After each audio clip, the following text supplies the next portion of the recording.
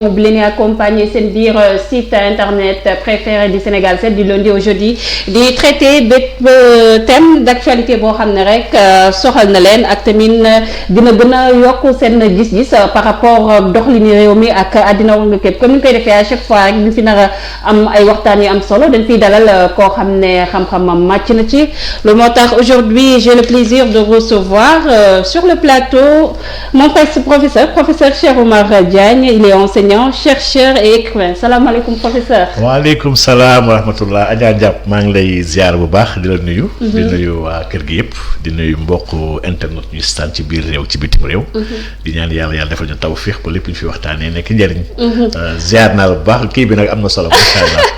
merci beaucoup professeur man mbégte ak bànneex lay am à chaque fois su may jàkkaarloog yow parce que bon xam nga respect bu ma am si yow ak vraiment gis-gis bu ma am si yow par rapport ak sa liggéey ak sa conviction léegi professeur comme ñu koy defee à chaque fois rek ñu dugg suñu vif du sujet dooree waxtaan bi dañuy doore rek ak seen association bi ànd sàmm jikko yi ngeen am liggéey yu am solo yi ngeen def par rapport ak valeur ak mœurs fii au niveau du Sénégal ngeen am ay voyage yu bëri effet nga xam ne effectué ngeen ko dans l'intérieur du pays ngir rek lancer benn pétition boo xam ne rek ngir ñu mën a rek criminaliser li nga xam ne mooy homosexualité góor jigéen fii au niveau du Sénégal nga xam ne mën nañu wax ne certes on est un pays laïque mais même yeneen nit yi nga xam ne moom la ñu bokkal fii sa diine au niveau du Sénégal nangun yooyu les comportements léegi yéen foo leen toll ci seen pétition boobu ak projet bi nu muy tëddee. waaw jërëjëf Adja Diap li laaj bu am solo la te laaj bi nga xam ne naa sawar trop ñu waxtaan ci balaa may dugg dans le vif du sujet il est bien ñu leeral ne àdduna bi ni mu tëddee tey jii dafa am benn gouvernance mondiale bi nga xam ne moo nekk di tëdd ci àdduna bi yëpp nag am ay mbir yi nga xam ne aujourd'hui monde bi dañoo jàpp ni toute la civilisation humaine dañ ko war a accepter nangu ko loolu ñenn ñu néew lañ ci àdduna bi ñi nga xam ne ñun dafa mel ni ñoo yor tout le pouvoir de ce monde là mbiru góor jigéen bii nag benn mbir la ci mbir boobu ñu jàpp ñoom ni depuis ba ñu décidé ni léegi nekkatul feebar ndax bu yàgg ba feebar loolu ñu déclassifié ko ci la classification universelle des maladies ñu génnee ko ci léegi nekkatul maladie de c'est un choix dem ba léegi def ko orientation sexuelle ne léegi dem na sax léegi ba andi ay loi di punir ñëpp ñi nga xam ne dañoo bañ góor jigéen y a des lois homophobes dans beaucoup de pays léegi nga xam ne boo waxee góor jigéen wala nga stigmatiser ko dañ lay def amende lu ñu tëj la donc ñii nag ñoo nekk instant di liggéey bi nga xam ne ci wàllu góor jigéen jaarale ko ci organisation yu gën a mag lu mel ni ONU ci la bokk lu mel ni UNESCO ak lu mel ni PNUD ba léegi sax OIT dugg na ci biir liggéey boobu avec SOGESC bi donc pour dire que organisation internationale yi nga xam ne ñoo ilif àdduna bi yor mbootaayu xeet yi ñoom ñoo nekk aujourd'hui di liggéey ci agenda góor jigéen bi ci àdduna bi yëpp nag léegi loolu nag def na ni dëkk yi xam ne dañoo ndóol ñàkk xaalis di dépendre trop ci financement extérieur yi ak ci ndimbalu doomu aadama yi dañuy vulnérable léegi dañ leen di imposer ay signature leen imposer ay loi leen imposer ay facilité seen dëkk yi parce que pour ñu mën a nekk ay démocrate ci biir loolu la Sénégal nag duggee ci benn agenda bu rëy muy agenda LGBT bu nekk ci àdduna LGBT pour ñuy déglu mooy ku ñëpp ñi nga xam ne ñooy les lesbiennes les gays les bisexuels transsexuels intersexuels asexuels ba ci queer moo tax ñu bind LGBTIAQ donc lii léegi dafa am doole ba nga xam ne impose nañ ko ci biir art ndax soo demee Hollywood États-Unis léegi dafa am sax léegi ay quotas yi nga xam ne dañ la koy imposer ne la soo deful benn rôle ci ay homo da nga discriminer yenn Oscar yi mënoo ko am donc yenn artistes yi porte nañu xeex boobu di ko fësal di ko gën a defal promotion ci àdduna bi ONG yu bëri yu ñu yónni ci dëkk yu pauvres yi ba Sénégal fii ci la bokk ñu ngi liggéey ci agenda boobu en coulisses pour jàppale artistes yeeg yenn couches yeeg pour gën a distiller ak protéger góor jigéen ñi ba ci football bi FIFA ba ci fépp en tout cas ñoom ñu ngi doxal seen agenda bu rëy boobu Sénégal nag am ci taxawaay bi nga xam ne taxawaay bu sénégalais war a xoolaat la ndaxte président bi ñu am tey muy président Macky Sall waxoon naa fii ne leen bokk na ci ñi nga xam ne ay góor jigéen dañ ko financé avant muy ñëw 2012 ci campagne am 2012 ay góor jigéen dañ ko jàppale financé ko jox ko xaalis su bëri. dimbali ko te nag soo xoolee agenda mondial bi maanaam saay-saay nekk ci àdduna bi ñoom amuñu ay xarit baaxuñu. amuñu ay soppe. saa ñu la defalee dara li ñuy wax roqi mi roqi. dafa am lu ñuy xaar ci yow.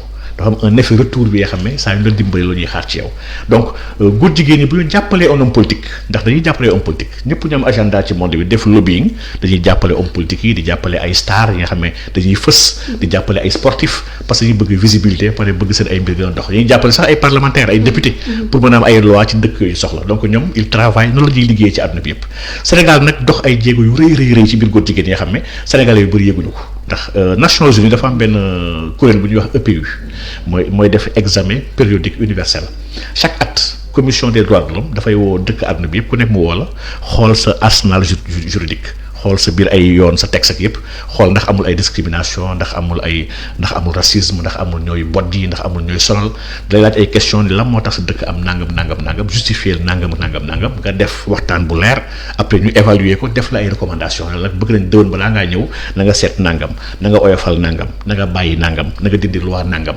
di at bu nekk Sénégal daf ciy dem donc ñun nag ñu ngi suivre EPU Sénégal yi nga xam ne may leeral ni Sénégal saa yu demee Nations Unies ci EPU bu ñu ko laalee ci wàllu droit homosexuel Sénégal dafay fësal ne amul benn loi bu tere homosexuel sama biir dëkk.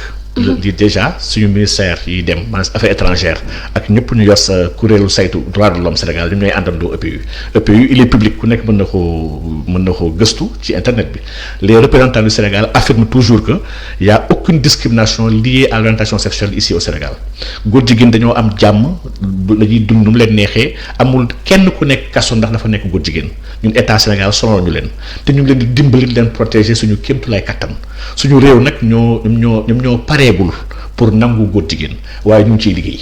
donc prise de position yi nga xam ne professeur su ma la déggee nga xam ne kii di président de la République jël na ko ba Barack Obama ñëwee.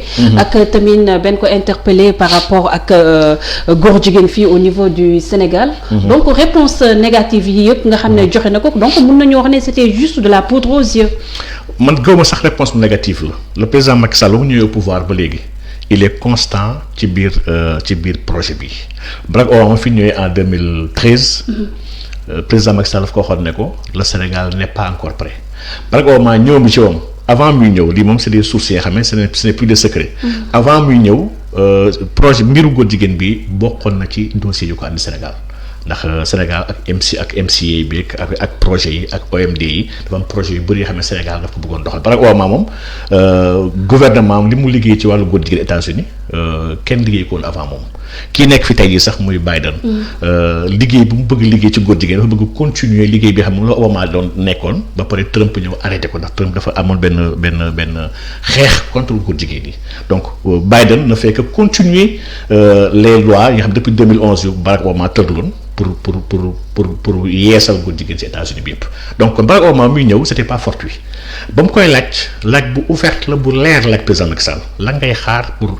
légaliser góor jigéen sa dëkk président Macky Sall la tontu bu leer la ko wax daf ko ne le Sénégal n'est pas encore prêt maanaam Sénégal pareegul pour légaliser ko président Macky Sall musul wax ne Sénégal ne sera jamais prêt musul wax ni ñun nanguwuñu góor jigéen il n'a pas assumé la position en tout cas de nous Sénégalais président Macky Sall assumé wu ko ci kanam sax Obama dafay le Sénégal n'est pas encore prêt te lay comprendre loo logique u président Macky Sall demaat na iTélé France waxaat même chose je laaj ko ne ko mais est-ce que góor jigéen ñi kenn sonal leen sa chez vous mu ne ko y a des homosexuels chez nous ils sont libres de manifester dox def lépp lu leen neex ils n'ont aucun problème en tout cas pas avec le gouvernement ñun gouvernement bi lu andil benn problème léegi nag quant au peuple nag wax dëgg yàlla le peuple moom xaw ma si dara mu leer laat ci biir chaîne boobu mu ne waaye nag il faut ngeen comprendre ni dëkk bu nekk dafa am ay mécanismes yu muy changer ndikki mënul jékki-jékki rek accepter une chose nii d'un seul coup il faut nous donner le temps de nous organiser de nous préparer pour mën a egg si société bi xam mooy société de demain bu gars yi di préparer donc président Macky Sall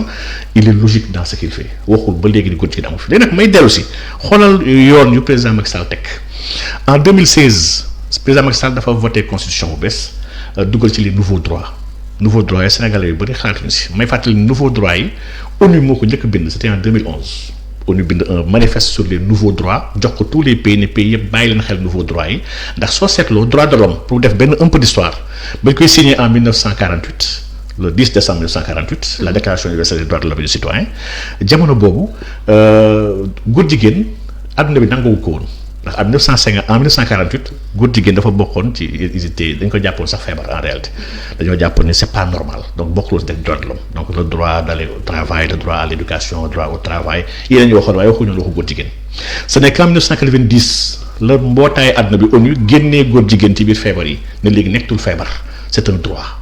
en 1993 ñoom gars yi taxawal déclaration de Vienne dafa am benn circuit bu góor jigéen jaar ba 2005 ak IDAO ba ñu egsi ba 2011 ñu andi déclaration bu bees avec des nouveaux droits ne léegi nag ñun ñoo waxoon en 1948 ne droit yi mu ngi yem ci droit à l'éducation droit à avoir une idée politique droit de se marier droit de vivre nangam droit à mais léegi nag droit à l'orientation sexuelle ci la bokk maanaam le droit de disposer de son corps ni yaa moom sa yaram droit bu bees la moom bi nga moom sa corps moo tax bu la neexee nga changer sa sexe ñuy wax transgenre yi nga mën aw ma envie nekk góor jigéen laa bëgg nekk nga dem defi ay changement def ay opération pour nekk jigéen état bi dafa ko war a nangul jëlal la benn changer la sa sexe def ko léegi féminin nga le droit de dire que man bëgguma am doom wala dama bëgg a arrêter dama ëmb dama bëgg a arrêter sama ëmb boobu rey xale bi sa droit la war a bokk yépp mooy droit à IVG yépp droit yépp ñoo àndandoo c'est des nouveaux droits yi nag président Macky Sall dugal na ko ci constitution Sénégal te leerlu Sénégalais yi lan mooy nouveau droit ndax Sénégal nag ñun du ñu dëkk bi nga xam ne amuñu woon droit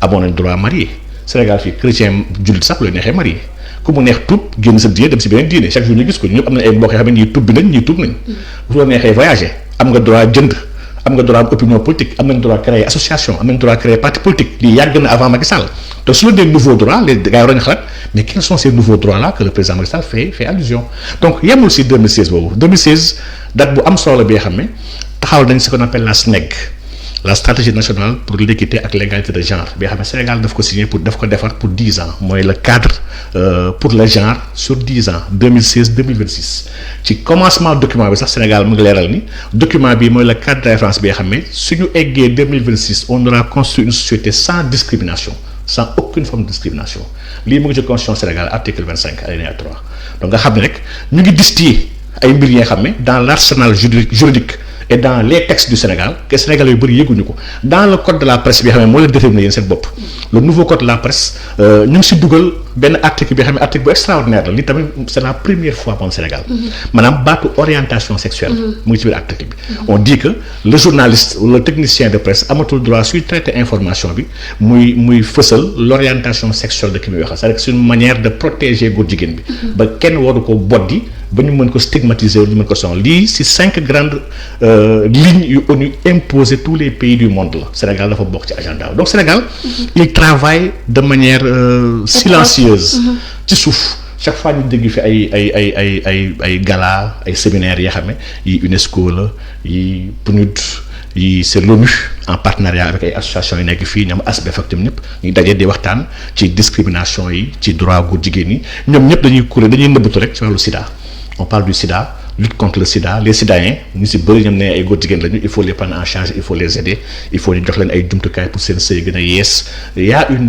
a une volonté manifeste d'aider les homosexuels en autorisant sax ay associations yoo xam ne de lutte pour l'homosexualité parce que Sénégal fii nii ils sont plus de 10 associations yoo xam ne qui travaillent pour l'homosexualité ay prudence yi d'abord Sourire de Femmes association lesbienne la ay AIDS bu jaar yi boobu dirigé kooku góor jigéen la bi xam ne même gay pride yi yëpp dafay dem nee na moom son rêve c'est de voir un Sénégal bi nga xam ne góor ak jigéen dañuy marié donc ñii ils se cachent pas ils disent clairement que lii mooy suñu agenda ñu ngi ciy dox temps yee bind nañ ñoom benn mémorandum sax ne il faut que pas un pas sans lu ñu ko tuddee ñoom pas un pas sans ne genn warul teg benn jéego ba pare génne ñu si ñun góor jigéen ñi di c'est la Ligue LGBT du Sénégal moo ko bind yónnee ko Assemblée nationale du Sénégal donc kon ñoom ñu ngi liggéey bu baax a baax ci comment faire arriver le Sénégal comme à l'ensemble des pays du monde ndax aujourd'hui c'est une mouvance mondiale gars yi di légaliser di légitimer di permettre un mariage pour tous donc ñu ngi bëgg yóbbu Sénégal ci loolu moo tax nag kuréel gu mel ni ànd sàmm jikko yi taxaw te nag gis na ni yaa un agenda mondialiste bi nga xam ne dépassé na Sénégal ñi ko yor di ko doxal ay milliards la ñu yor ay kilifa yu mag am nay président réew ak ay présidentes yoo xam ne ay góor jigéen lañu Luxembourg boo demee premier ministre góor jigéen la qui s'est marié ouvertement am jëkkëram soo demee États-Unis aujourd'hui Biden bi nga xam ne moo tax mu ne 4 ans yi di ñëw dañoo war a tiit ndax 4 ans yi di ñëw Biden nommé na benn ministre bi xam ne góor jigéen la. buy def sax allocution di wax di présenter jëkkëram. nommé na benn transgenre kenn ki xam dafa changer sexe am dem def opération jël ay hormones pour changer parce que lii transgenre yi léegi dañoo bëri ci àdduna bi. donc kon Biden bi wax na début février bi ne clairement ne léegi dëkk yëpp yi nga xam ne dañuy xeex góor jigéen ci àdduna bi ñun États-Unis on va durcir nos sanctions contre dëkk yooyu. dañ bloqué seen xaalis. dañu wàññi seen ay visa lépp luy aide financière doon jox dëkk yooyu on va l'arrêter. donc Biden a été clair. mais professeur li ngay wax vraiment doy na waar mais ñu xam ne aussi Sénégal nekkul benn pays à part ci monde bi on est dans la mondialisation la globalisation ci village planétaire la ñu nekk. accès à l'internet nekk na loo xam ne c'est accessible à tout le monde surtout aux enfants yi nga xam ne peut-être seen wàllum diine sax des na.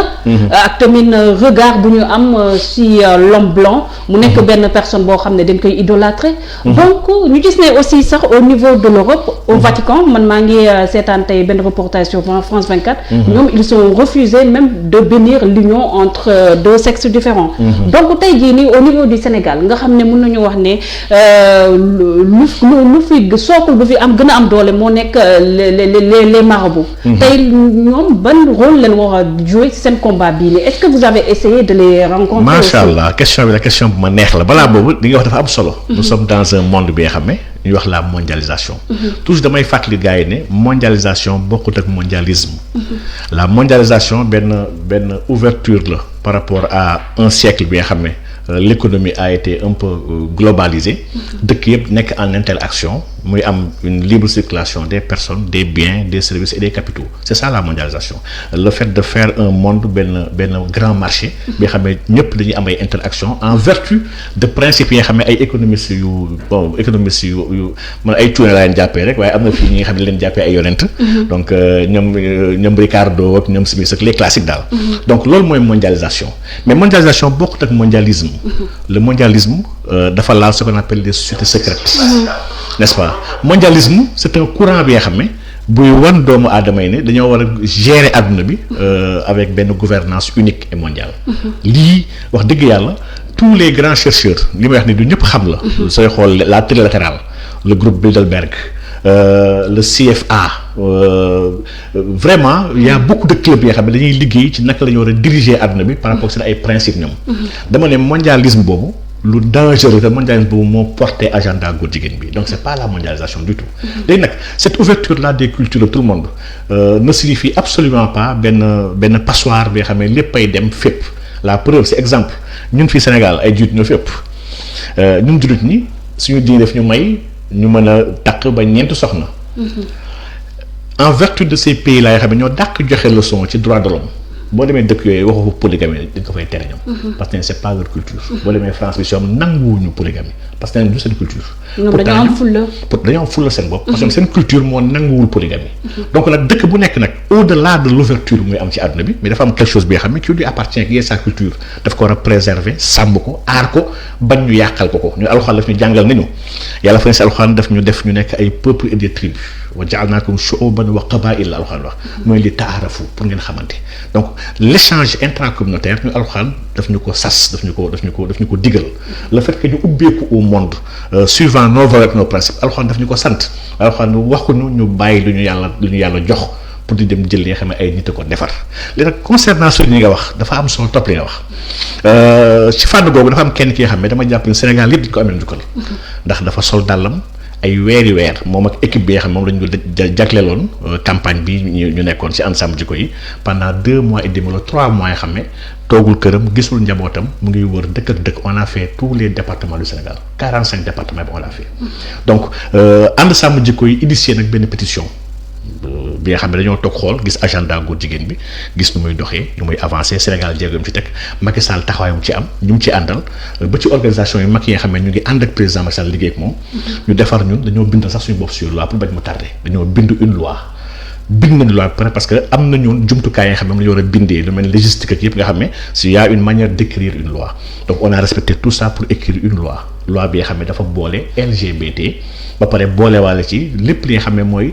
lu uteeg suñu si wàllu sëyin en tout cas muy nécrophilie muy zoophilie muy les gays bisexuels trans lii yëpp dañoo am benn loi bi xam pour criminaliser ko. li nag sookul bii nag Jamra am nañ tamit taxawaay bu am solo bi nga xam ne tamit mënu leen si ñàkk tudd. ndax ils ont travaillé là-dessus Mame Matar Gueye ak ñoom Latif. ils ont intégré loi boobu assemblée malheureusement mujjul woon sotti. ñun nag on a repris le flambeau nag bii pas bañ ko def rek mbiru organisation ak assemblée ñu dem seet sëriñ yi ñu yóbbu loi boobu sëriñ yi aujourd'hui Sénégal tous les xalifes généraux laa wax de sëñ Mountakha sëñ Babacar Sy Mansour ñoom Cheikh Mouhamadoul Mahi Niass bu Medina Baye. Cheikh Ahmad Tidiane Niass bu Léona ñoom Cheikh Ahmad Tidiane Ba bu Medina Gounass ma ne famille Ndiéguène Cheikh Bekkaay bi nga xam ne mooy xalifu Ndiassane. ñoom Cheikh François Bodian nga xam ne mooy gérer tout le sud. dama ne tous les kilifa diine ak en plus organisation religieuse yi nga xam ne association islamique yi mooy ibaadu yi. muy jabaatu Ibaadu Rahman. muy mouvement Al Falah. tous ces mouvements là ñëpp seen kilifa yi signé benn même signé pétition boobu pour ne il demande qu'on criminalise l'homosexualité au Sénégal lii nag c'est pas du lu ndaw. ndax Sénégal soxna njàpp ñun ñii ñëpp ku nekk am na foo aju am na ki nga xam ne kooku nga gëm.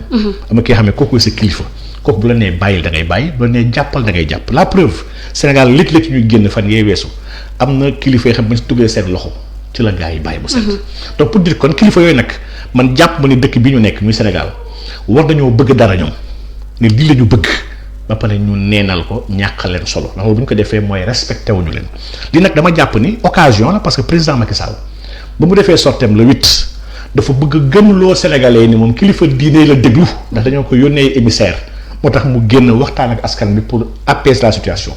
aujourd'hui nag kilifa diine yi am nañ bëgg-bëgg. yaa ngi si kilifa diine yi imam ratib bi nekk Sénégal bi yëpp imam ratib bi yëpp on les a cherché on gis nañ leen ils ont signé def déclaration bi xam ne unique bi xam ne ñoo bind ñoom lii la ñu bëgg ci loi bi ba pare bindaal signaler situation générale bi nga xam ne pour ñu criminaliser au sol loolu ma jàpp nag ni loolu warul mën a nax saa yi aujourd'hui on a pu synthétiser des milliers de signatures. kilifa diine yi que seen signature ñun doy nañu sëkk. ndax ñoom bu ñu signé askanu Sénégal yëpp si nañu. léegi nag li si des léegi instant mooy jébbal ko gouvernement Sénégal déjà pour mu jël benn projet de loi pour dimbali ñun ci agenda góor jigéen bi nga xam ne ñun Sénégal bugguñu ko. Sénégal suñu askan suñu aada suñu cosaan suñu diine buggul góor jigéen maanaam ñun bugguñu ko. comme que nag bugguñu ko wax dëgg yàlla nag te ñun dañoo bëgg ñu criminaliser ñu ko. bu ñu ko criminaliser dina sax dimbali président ba yéen ñu ko doon dugal sax ci àdduna bi di ko signaloo yenn affaires yi mën nañu ko bàyyi wax dina taxaw ne man du man sama askan la ndax moom moo ko waxoon ci Italie dafa ne avec le gouvernement ils n'auront aucun problème avec le peuple nag xaw ma si dara. mais professeur est-ce que yaakaar nga ni gouvernement boobu wala sax Macky Sall wala sax au-delà de Macky Sall beneen président boo xam ne dina ko succéder dina mën a tenir tête ñi nga xam ne ñoo nekk dans le monde détenir li nga xam ne mooy koom bi di doxal àddina bi parce que quoi qu'on dise suñu dëkk yi ay dëkk yu xeebu leen si wàllum koom si wàllum représentativité est-ce que yaakaar nga ni ñoom dinañ am assez de courage pour porter aussi ce combat li nga wax ni c'est très important. man personnellement de toi à moi. de moi à l'ensemble de ceux qui nous regardent. le président actuel du Sénégal gëw ma ni am na assez de courage pour mën a porter combat boobu. il n'est pas courageux c'est un complexe. nit la bi nga xam ne gëmul waxam maanaam xale tubaab bi la. xam nga soo koy xool buy dem dëkk tubaab bi di ànd ak ay naataango tubaab bi soo xoolee sax nu muy mel kanam bi. day gis ni kii moom wax dëgg yàlla gëmewul fi mu nekk nii actuellement. léegi nag li nga wax nii dafa am solo parce que nit moom la première des choses soo bëggee porter un ensemble de valeurs mais da nga ko war a asseoiral sur une réalité économique bu solide. c'est-à-dire que munoo dépendant d'un système international bi nga xam ne dañ ko dévoyer wala boog ci lu bon lay dox. nga dépendant système la pare gëm ne yow da ngay baax da ngay dese téye sa mbaax loolu mënu nekk la souveraineté a un prix elle a un coût si on veut être souverain sur nos valeurs souveraineté boobu la souveraineté elle est totale et absolue on peut pas la percevoir de manière partielle wala de manière incomplète la souveraineté elle est complète intégrale donc on la prend wala on la laisse donc aujourd'hui dafa am benn débat bi xam ne sur déjà le mondialisme jàpp nañ débat boobu war nañ ko poser pour xam Sénégal yan filtre la war a teg sur un plan juridique ndax aujourd'hui dafa am leen li nga xam ne jàpp lu doy waar la on habilite des gens yoo xam ne voté lu ñu leen xamuñu leen. ñuy génn si tout le Sénégal dem di contracter au nom du Sénégal di signer ay traités qui vont avoir des effets sur le Sénégal sans ñu xam leen. nañ signer lu leen neex andi ko ñu intégrer ko ba pare internaliser ko dans notre système juridique. Donc aujourd'hui sax le fait que ay loi ay textes di jóge bitim réew war a ñëw am benn dimension bu gën a ngand suñu ay loi sax déjà c'est un problème am na dëkk yoo xam ne dañu koo bañ ñoom am na dëkk yoo xam ne lépp lu ñu signé ci bitim réew mënul gën a féete kaw seen ay loi ñoom. Donc aujourd'hui kon ñun dañoo nekk ci benn dynamique bi nga xam ne avec ce mondialisme là bi nga xam ne moom moo nekk di organiser les grands ensembles. Aujourd'hui ay Union européenne li yëpp ay projets la yoo xam ne ay saay-saay yu nekk ci ginnaaw du tubaab bi ñoo ko bëggoon. CEDEAO kii gars yi di wax nii yëpp ñu si bëri daf leen échappé xamuñu sax kan moo ko décidé ndax dañ ko décidé dans des coulisses yoo xam ne et c'est là où ça devient intéressant ay dof kese ñooy jàpp ni li ñu gis nii noonu la demee. c'est que ñiy doxal àdduna bi dëgg-dëgg. Ce ne sont pas ceux qu'on voit. Il y a une différence entre les gouvernants et les dirigeants. Donc aujourd'hui mondialisme boobu dañu war a njëkk interroger déjà pour xool quelles seront les limites à ce mondialisme là quelle sera notre place par rapport à ce mondialisme là comment verrouiller et organiser des garde-fous pour prémunir le Sénégal si ay valeurs am ci ay traditions am ak ci ay croyances am par rapport à ce mondialisme là bi nga xam ne ñi koy piloter dëgg-dëgg du si bëri c'est des sociétés secrètes muy benn mais ñaar la souveraineté peut être intégrale et doit être économique. Nit ki tu ne peux pas économiquement être dépendant et faible ba pare am looy jéem a teg looy jéem a imposer. Et cette souveraineté économique là c'est un tout. Il faut une réforme de profondeur il faut une monnaie loolu moom vraiment je ne le dirai jamais assez. Nit ki mënoo ñàkk am sa monnaie di endetté wu en monnaie étrangère ba pare am benn réalité économique bi xam ne da nga ko dominer tu maîtrises pas ton économie quand tu n'as pas ta monnaie. Quand tu t'endettes dans des marchés étrangers xam ne contrôlé woo ko maîtriser woo ko xamoo ay fluctuations lii bu la dalee tu dépends des biens xam ne kenn bayee ko sa biir dëkk kenn liggéeyee ko sa biir dëkk quand lii yëpp tu y dépends c'est parce que tu n'es pas autonome. Tu n'es pas souverain. Pour être souverain kon déjà régler suñu consommation intérieure. la war a tàmbalee régler suñu monnaie. régler suñu ay mécanismes d'endettement régler suñu économie d'ensemble daal dëgg yàlla. lii pour man obligation la pour ñu mën a yegg foofu waaye en attendant ñu fay yegg de criminaliser homosexualité jarul loolu yëpp jafewul am na dëkk yoo xam ne l'homosexualité a été criminalisée en Afrique fii. dëkk yu bëri ñoom Mauritanie ñoom Nigéria yenn états yu bëri c'est un crime dañ lay exécuter sax peine de mort dañ lay rey. dans des pays comme ay Soudan y a beaucoup de pays yoo xam ne dans le Golfe dëkk yoo xam ne ñu dañoo ànd ak États-Unis sax États-Unis seen allié la mais États-Unis du xool loolu parce que dafa am intérêt seen dëkk xam nga à chaque fois les États ils n'ont pas d'amis ils n'ont pas d'ennemis ils ont des intérêts bu ñu amee ci yow intérêt même booy def li nga xam ne deexu leen dañuy gëm seen bët intéressé wu leen mais y a beaucoup de pays ñoom Arabie Saoudite y a beaucoup de pays tous les pays déjà arabes yu charia daw homosexuel c'est peine de mort dañ lay rey pourtant déranger lu àdduna bi donc on peut bien avoir la peine de mort sax ñun te ñun fii sax te loi boobu demandé ñu peine de mort ndax peine de mort sax te benn biir la bi nga xam ne man jàpp na ne benn combat la waaye dañ cee war a yegg ndax man dama bokk si ñu gëm peine de mort dama ko gëm. Ah bon? dama gëm ni nit ki warul rey pare ñu taxaw di ko xool di ko bàyyi di ko dundal di ko dugal suñu prison di cotiser di ko jox mu lekk di ko jox mu naan di ko faj dama jàpp ne lii c'est pas sérieux et c'est pas normal maanaam ñun gënuñu maandu yàlla. ëpp ñu yërmande yàlla bu ñu tëraloon nag peine de mort ne ku rey leen ko. donc wax dëgg yàlla peine de mort pour man benn combat la bi nga xam ne après homosexualité bi dañ ko war a porter waaye aujourd'hui fi mu toll nii aujourd'hui lii en moins d'un an war na mën a sotti on a des députés yoo xam ne députés yu baax même bu dee tàccukat yeeg xar yi ñoo ëpp assemblée donc mais am nañ députés yoo xam ne qui sont conscients des enjeux de l'heure ay patriotes yu mag ñu bëgg réew mi ñu bëgg lu baax ñu bëgg seen diine parce que tamit diine musulman comme chrétien ñoo Sénégal comme ni nga ko waxee léegi le pape François dañ ko bu max parce que au début sa position n'était pas claire sur la question ndax bu ñu fàttali ni pape Benoît XVI bi fi nekkoon am na lu mu waxoon ci góor jigéen li nga xam ne gars yi dañ ko attaqué y a eu beaucoup de choses yoo xam ne démission bi wala bokk retrait bu mu retiré wu c'était pas du woon neen nii rek de dafa am ay pression yu ngand yoo xam ne même au Vatican yoo xam ne on a eu des moyens de pression yoo xam ne chaque fois ma wax ne Vatican teg nañ ko financièrement et monétairement pendant des mois pour obliger le pape mu démissionner pape Benoît XVI ba mu démissionner le lendemain la Deutsche Bank ak terminaux yëpp dañu ubbiwaat xaalisu Vatican mën a jot xaalis mais gars yi mën ñëwoon téye xaalis dañoo gelé woon tous les avoirs du Vatican donc pour dire que saay-saay yoo xam ne ñoom ñuy wax ñoom ñooy rule de vote gars yi dañoo am ay moyens xam ne seen moyen bu gën a ngand xaalis la xaalis mooy seen moyen bu gën a ngand moo tax nit ki da nga war a affranchir de ce système frauduleux d'un argent basé sur rien te loolu moo nar nekk débat bi décennie bi di ñëw mooy le système monétaire international bu war a ñëw donc aujourd'hui le Vatican sa position est claire nee na l'homosexualité est un péché muy benn un couple homosexuel mun ñu recevoir les sacrements du mariage bi mooy le dernier communiqué du Vatican et communiqué bi moo méngoo ak diine yonent Yàlla Insa ndax yonent Yàlla Insa waxoon na lu leer ñëwul pour abroger la loi il était venu pour la confirmer donc la loi nag dans le Pentateuque maanaam dans l'ancien testament bu yonent Yàlla Moussa l'homosexualité elle est punie de mort yonent Yàlla Moussa fa leen rey donc mbooleem yonent fi jaar ils ont dit la même chose amu fi kenn ku wax leen lu bees góor ak góor bi ànd leen la rey jàng leen yonent Yàlla Lóot ak nu yàlla doxaleeg askanam moom mi nga xamee jarbaat na si yonent Yàlla Ibrahim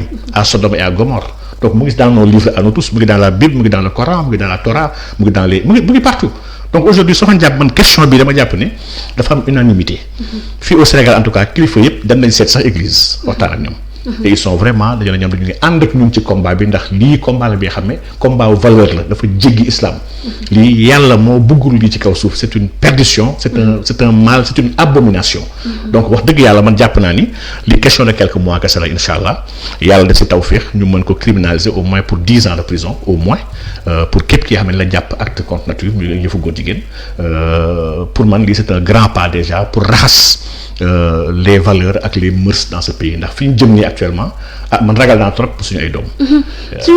suñu ay doom yooyu sax professeur si laa bëgg ñu ñëw certes il est bien de criminaliser des choses parce que gis nañ sax des pays yoo xam ne rek dañoo légaliser li nga xam ne mooy peine de mort mais dañuy gis ne nit yi ñu ngi continuer di rey di sàcc di def leneen ak leneen. Est-ce que tey jotul ici au niveau du Sénégal ñu réformer waat suñu système éducatif bi. gën koo méngaleeg suñu aada ak suñu cosaan parce que dernièrement xamoon dégg nga débat bi fi amoon par rapport ak ndëgg sërëx bu ñu bëggoon def par rapport ak l'introduction de l'éducation sexuelle ici au niveau du Sénégal est-ce que combat bi warul nekk ci xale yi base bi foofu. waaw man dama jàpp ni foofu mooy premier combat. le premier combat te loolu. du tey lañ ko commencé wax yàgg lañ koo xeex parce que une nation. ni nga bëgg ñuy réfléchir. ak ni nga bëgg ñuy mel. loolu c'est le rôle de l'école mooy formater. ba pare moom mooy usine bu ñuy defaree ce qu'on appelle la conscience collective. ñun nag suñu école boobu nag école boobu ci am daf ñuy ñëwaat encore sur la souveraineté bi doon wax léegi. voilà suñu école elle n'est pas souveraine. on dépend de beaucoup de pays yoo xam ne dañoo dugg dans un partenariat bi xam ne tamit c'est un agenda mondialiste. mooy li ñuy wax le PME le partenariat mondial pour l'éducation.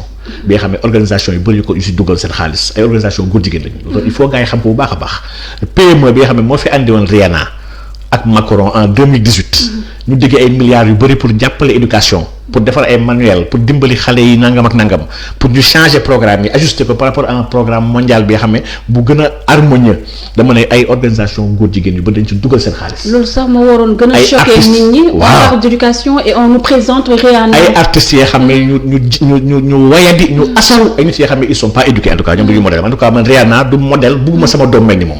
donc ay nit yu du modèle ñoo porté partenariat boobu di dem di wër adduna bi dañuy jàppale xale yi pour di leen mën a éduquer déjà yow war nañu taxaw ñu poser wu question man soxna jàpp man je trouve inadmissible ma dëkk fii Sénégal man li ëpp sama aada sama cosaan man école jàngalu ma ko ce sont mes recherches personnelles ginnaaw ba ma jàngee pare moo ma xamal lu bëri sama réew man sama turu réew sax fii def nañu ma ak yow émission di waxtaan ci Sénégal Dakar ak si turu dëkk yi turu dëkk yi sax ñun dañu ciy nax man dafa mel ni dafa am un grand mensonge autour de ce qui est le Sénégal ñi bëgg ñu nax nag di ñu gëm loolu yoo xam ne te nit ku xamul la vérité xamul la réalité mënul def dara lu am solo donc aujourd'hui kon la première chose bi ñoo njëkk def mooy waxtaan suñu éducation te ma loolu dama gëm ne pour mu am année blanche man écarté wu ma ko dama jàpp ne war nañu nangu am une année blanche année bi nga xam ne bu kenn jàng ñu toog réfléchir ensemble sur l'éducation du Sénégal fan la ñu bëgg suñu doom yi yegg quelles sont les compétences ak les capacités yi xam ne soxla nañu ko suñu xale à tel âge quelles sont les formations yu war a xoolaat barki dem maa ngi ci internet bi benn xale bi nga xam ne mu ngi daawal charrette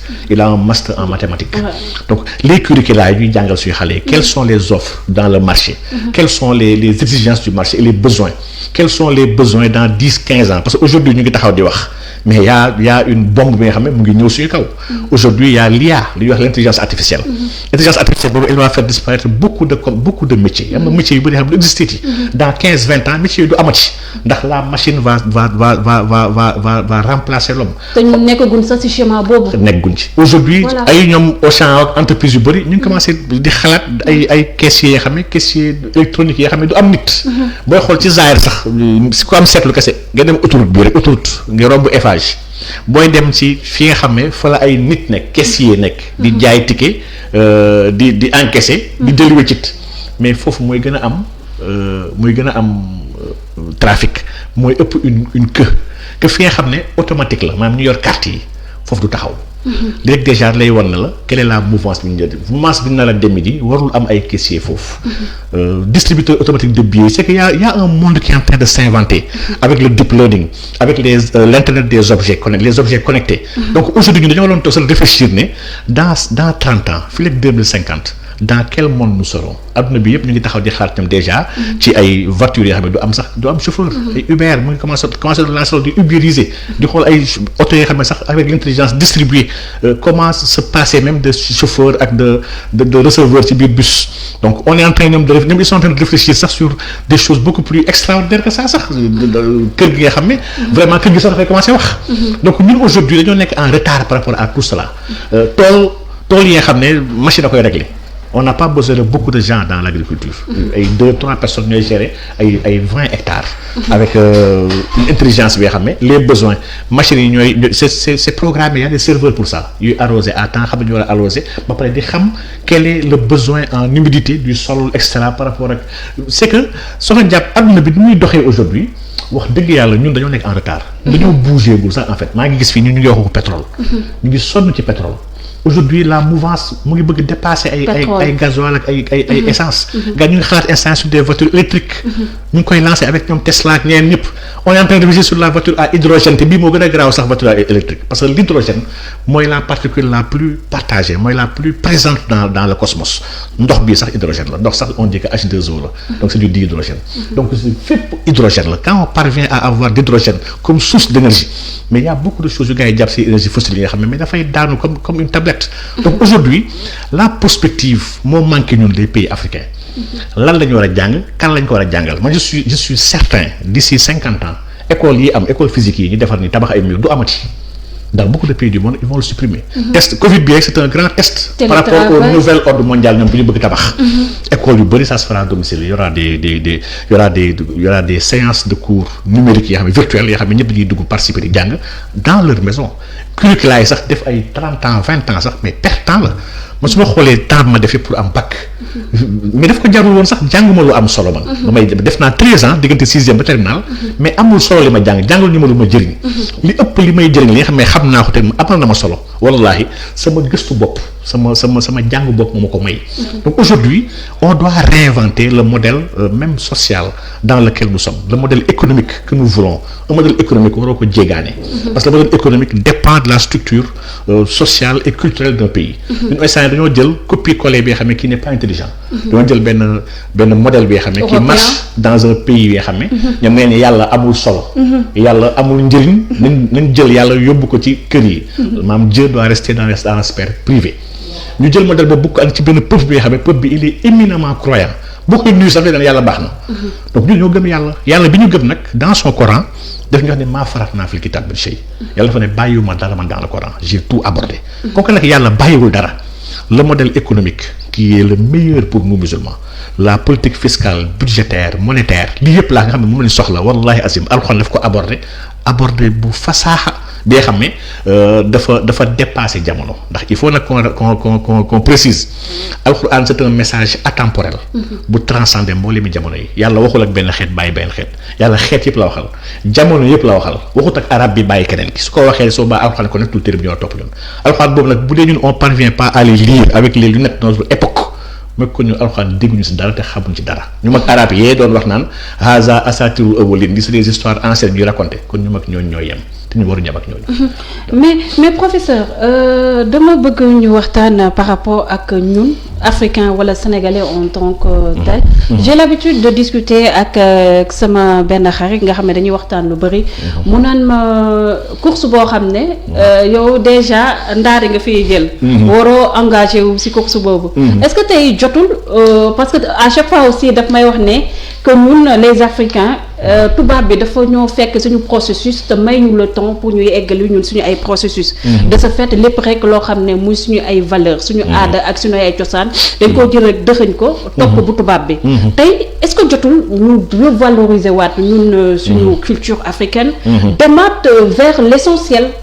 comme ni nga ko waxee essayé neen modèle occidental. mu échoué. Les Chinois sont en train de nous envahir. Russes yeeg ñëpp ñu ngi commencé di ñëw Afrique mu mel ni comme ça sera l'Afrique sans les Africains. donc tey est-ce que jotul ñu delluwaat suñu aada ak suñu cosaan yi nga xam ne boo fa gëstoo bu baax. di nga xam ne ñun am nañu ay dëgërlaay yu bëri yoo xam ne mun nañ ci taxaw ngir sortir la tête de l'eau. wallaay gis nga jàpp man dama jàpp ni man dama xeeb sax ce qu'on appelle développement.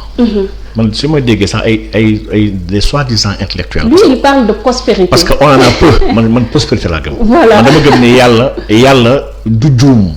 yàlla wàccewu ñu fi ndax yàlla fi ñu xamal carrément seen wàllu wërsëg man maa koy gérer. donc ñun suñu waxee waxu développement sax à fortiori waxu émergence. nous sommes absolument pas ambitieux. su may xool réellement dans la réalité économique. les pays riches dëgg-dëgg c'est nous. les pays riches dëgg mooy ceux qui ont les ressources stratégiques. Voilà. Qui ont les ressources bi nga xam ne moom mooy dëgg-dëgg li jar dara. ñun ñoo ko moom léegi nag ñun ci sàggan bi ñu sàggan ak doyet yi ak wayet yi. moo tax ñu tabb ay nit yi nga xam ne ñooy ñi yées si ñun ndax tamit jënga nag il faut tam qu'on se dise la vérité. un peuple bu war a def lu rëy rëy dafay am benn élite bi nga xam ne élite bu préparé la. pour mën a relever défi yu rëy yi. élite boobu nag damay ne ñetti ñii ñooy élite yu gën a mag wala boog ñeent. élite ñooy élite yu ëpp solo ci dëkk yi nga xam ne ñii bu ñu nekkee de grands patriotes lucides réalistes et fiers dëkk boobu dara mënu ko tere hissé wu au plus haut sommet ci humanité bi ñu nekk. élite yooyu ñeent yi lañ mooy nitu diine yi mooy les acteurs politiques yi bëgg diriger dëkk yi. mooy les hommes d'affaires yoo xam ne ñoom ñooy liggéeyam ñooy faire tourner l'économie ak les grands intellectuels yoo xam ne ñooy faire tourner les ménages. kaat yi bu ñu amee éducation bu war jaar fi ñu war a jaar. dëkk boobu dara mënu ko téye. waaye kaat yi bu ñu lajjee dëkk boobu dara mënu ko pousser mu dem ci kanam. nag suñu dëkk yi kaat yi ñoo lañ ci. et c'est un grand problème. ñu ci ëpp si ñoom bon pas tout le monde nag parce que wax dëgg yàlla am na fa ay résistants. chez les religieux il y a des résistants yoo xam ne c'est des religieux authentiques yoo xam ne dañoo gëm yàlla gëm yonent. ba pare xam li yàlla wax ndax problème bi yëpp du problème mu gëm. problème mu xam la boo xamee lu yàlla wax tu es outillé à faire face dans le monde. Chez les politiques il y a des politiques yoo xam ne qui sont sérieux et conscients chez les hommes d'affaires il y en a des gens qui sont lucides et qui sont honnêtes chez nos intellectuels am na si ñi nga xam ne utuñu titre wala ñi leen di naw. dañuy wax te yàlla rek tax ils disent ce qu'ils pensent donc kaat yi nag su amul rek dëkk boobu mënul dem fenn fa am solo yaa ngi wax léegi lu am solo muy que saa yoo dégg lépp luy prospective yu tubaab bi def ñoom ils sont dans la prospective ñu ngi taxaw ñoom di wax horizon 2050 horizon 2100 benn bu ci nekk ñuy xool quels seront les besoins quelles seront les opportunités quelles seront les menaces quelles seront les forces yoo xam ne nar a am ñoom ñu def ay analyses yoo xam ne en termes de prospective sauf nous on fait pas de prospective. ñu ngi toog daal di xalaat ay kii nañu may nangam.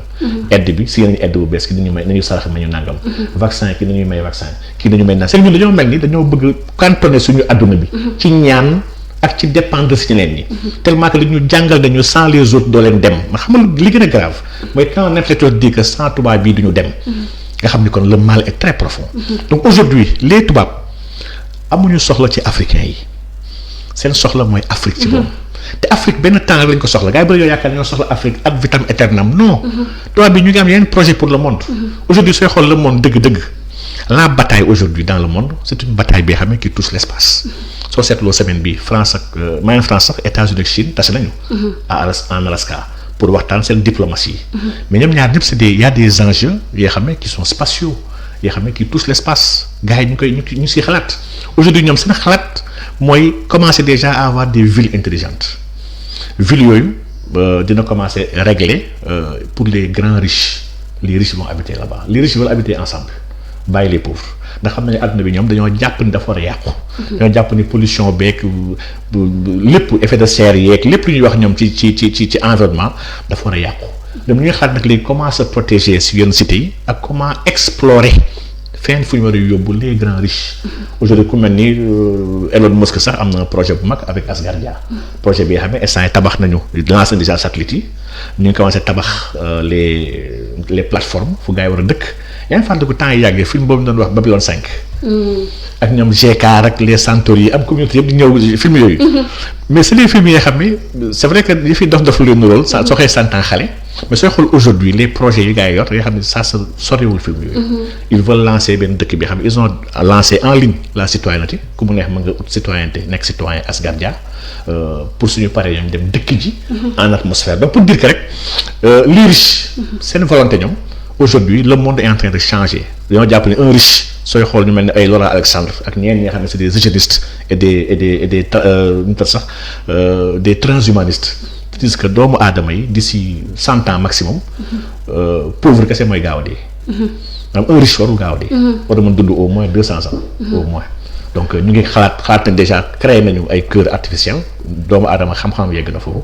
du sang artificiel ñu ngi koy commencer synthétiser ay globules blancs artificiels. ñu ngi koy defar lañ ko léegi mën ko dugal ci yaram pour muy def liggéey bi nga xam ne moo gën a baax sax liggéey bu globule naturellement def ci yaram. donc vraiment gars yi ñoom ñu ngi travailler. ils sont en avance quoi. ñu ngi travailler ci yenn agenda yoo xam ne ñun aujourd'hui agenda yi fi mu dañ ñoo nëbb donc ñoom Afrique dañ ko soxla pour benn temps bu ndaw. mais ils n'ont pas besoin de l'Afrique. ni des Africains. ils ont besoin ñoom pour ñoom la science va régler seen ay problèmes ñun nag ñoo jël suñu responsabilité xam ñu ñooy ñan ak fan la ñu bëgg a dem. bañ a dumóoyu ce qu'on appelle la tech parce que la technologie. mooy siècle bi ñu jëm. képp ki nga xam ne investiroo ci loolu sincèrement spectateur ngay nekk wala boog yóbbaale ma ngay continuer mooy dañu tàmm def ñu déjà tàmm nañu ko pare au 19e siècle dañu yóbbaale au 20e siècle on a fait du yóbbaale au 21e siècle actuellement nous sommes dans le yóbbaale. bu ñu continuer nii au 22e siècle nous serons dans le yóbbaale yóbbaale boobu il n'est pas payant yóbbaale boobu du dimbali dëkk. te man gëm naa ne borom xam-xam yaa ngi fi ñi nga jàpp man damay génn lu bëri di xool àdduna bi. Sénégalais yi ak africains yi dëkk boo mënti dem. institut yu gën a mag yi nga xam ne ñii ils font de la prospective ñii ils font de la recherche ñii c'est des laboratoires c'est que ñi gën a nekk ay kàngam la wallahi c'est des africains maanaam ñun duñu ay nulaar am nañu ay nulaar am nañu fa ay borom xam-xam yoo xam ne ils sont éparpillés un peu partout dans le monde ils ne se voient pas dans le modèle Sénégal actuel nu muy dundee nii xalaatuñu fi dëkk ndax Sénégal nu muy dundee actuellement ça ne correspond pas à un pays normal fii c'est un gros village bi nga xam ne qui est anormal donc suñuy defaroon les conditions normales pour mën a accueillir à nouveau borom xam-xam yu mag yi nga xam ne dañoo génn gàddaay suñu dëkk bi muy diaspora sénégalaise bi wallahi le Sénégal peut faire de très grandes choses. surtout la diaspora. oui la diaspora. Ouais. très utile. ay nit yu am xam-xam. yu am mën-mën te di dimbali seen ay bokk c'est que ñoom suñu teewoon seen loxo sax fii gars yi yuux. su ma déggee gars yi di xas diaspora ay diaspora bi nañu noppi xam lu ñuy dund. ça me fait rire ndax degré de conscience bu ñu am ñoom. wallahi ñu bëri ñu dëkk fii Sénégal amuñu ko. degré de compréhension des enjeux actuels. dans le court moyen et long terme ci humanité bi ñu nekk nii wallahi ñu si ëpp si ñoom liñ ci comprendre gars yi nekk fii xaaj ñu bay comprendre li xew. mais malheureusement bu ñu ñëwee fii au Sénégal kenn du leen déglu. dañ leen di xatal sax. dañ leen di buntu xatal. ndax dañoo jàpp ni effectivement ñoom dañoo dem feneen xam li xew. voilà donc moo tax na c'est à nous de mettre le cadre qu'il faut. pour accueillir à niveau mbooleemi doomi réew mi ndax doomu réew moo war a tabax réew. réew mun ñu ko teg ci yaakaar ay tubaab jàppale ñu. wala ay américains dimbali ñu. wala ay naar gunge ñu. wala ay chinois suqali ñu. réew mun ñu ko tëral ci kaw loolu wax dëgg yàlla. réew bu sérieux laa wax réewu yelwaankat nag réew bi nga xam un état mendiant comme état bi ñu am nii man duma ko weddil dara. ndax wër di yelwaan di taaxuraan ñàkk jom di lambari àdduna bi yëpp moo dal réew africain yi bëri te lii moom yàlla ci yàlla musal. macha allah mais professeur. am na ñaari mbir yoo xam ne man jàpp naa ne aussi nekk na lu sonal Sénégal rawatina les pays africains. on est entre deux feux bu ma waxee surtout entre deux cultures. la culture arabo-musulmane et la culture chrétienne. donc du coup ñun sénégalais bi nga xam ne on se réclame musulman. on a comme l'impression on est plus penchant si lépp rek loo xam ne nekk na culture arabe beeg naar beeg yooyu. te xam ne rapport bu naar am avec la peau noire.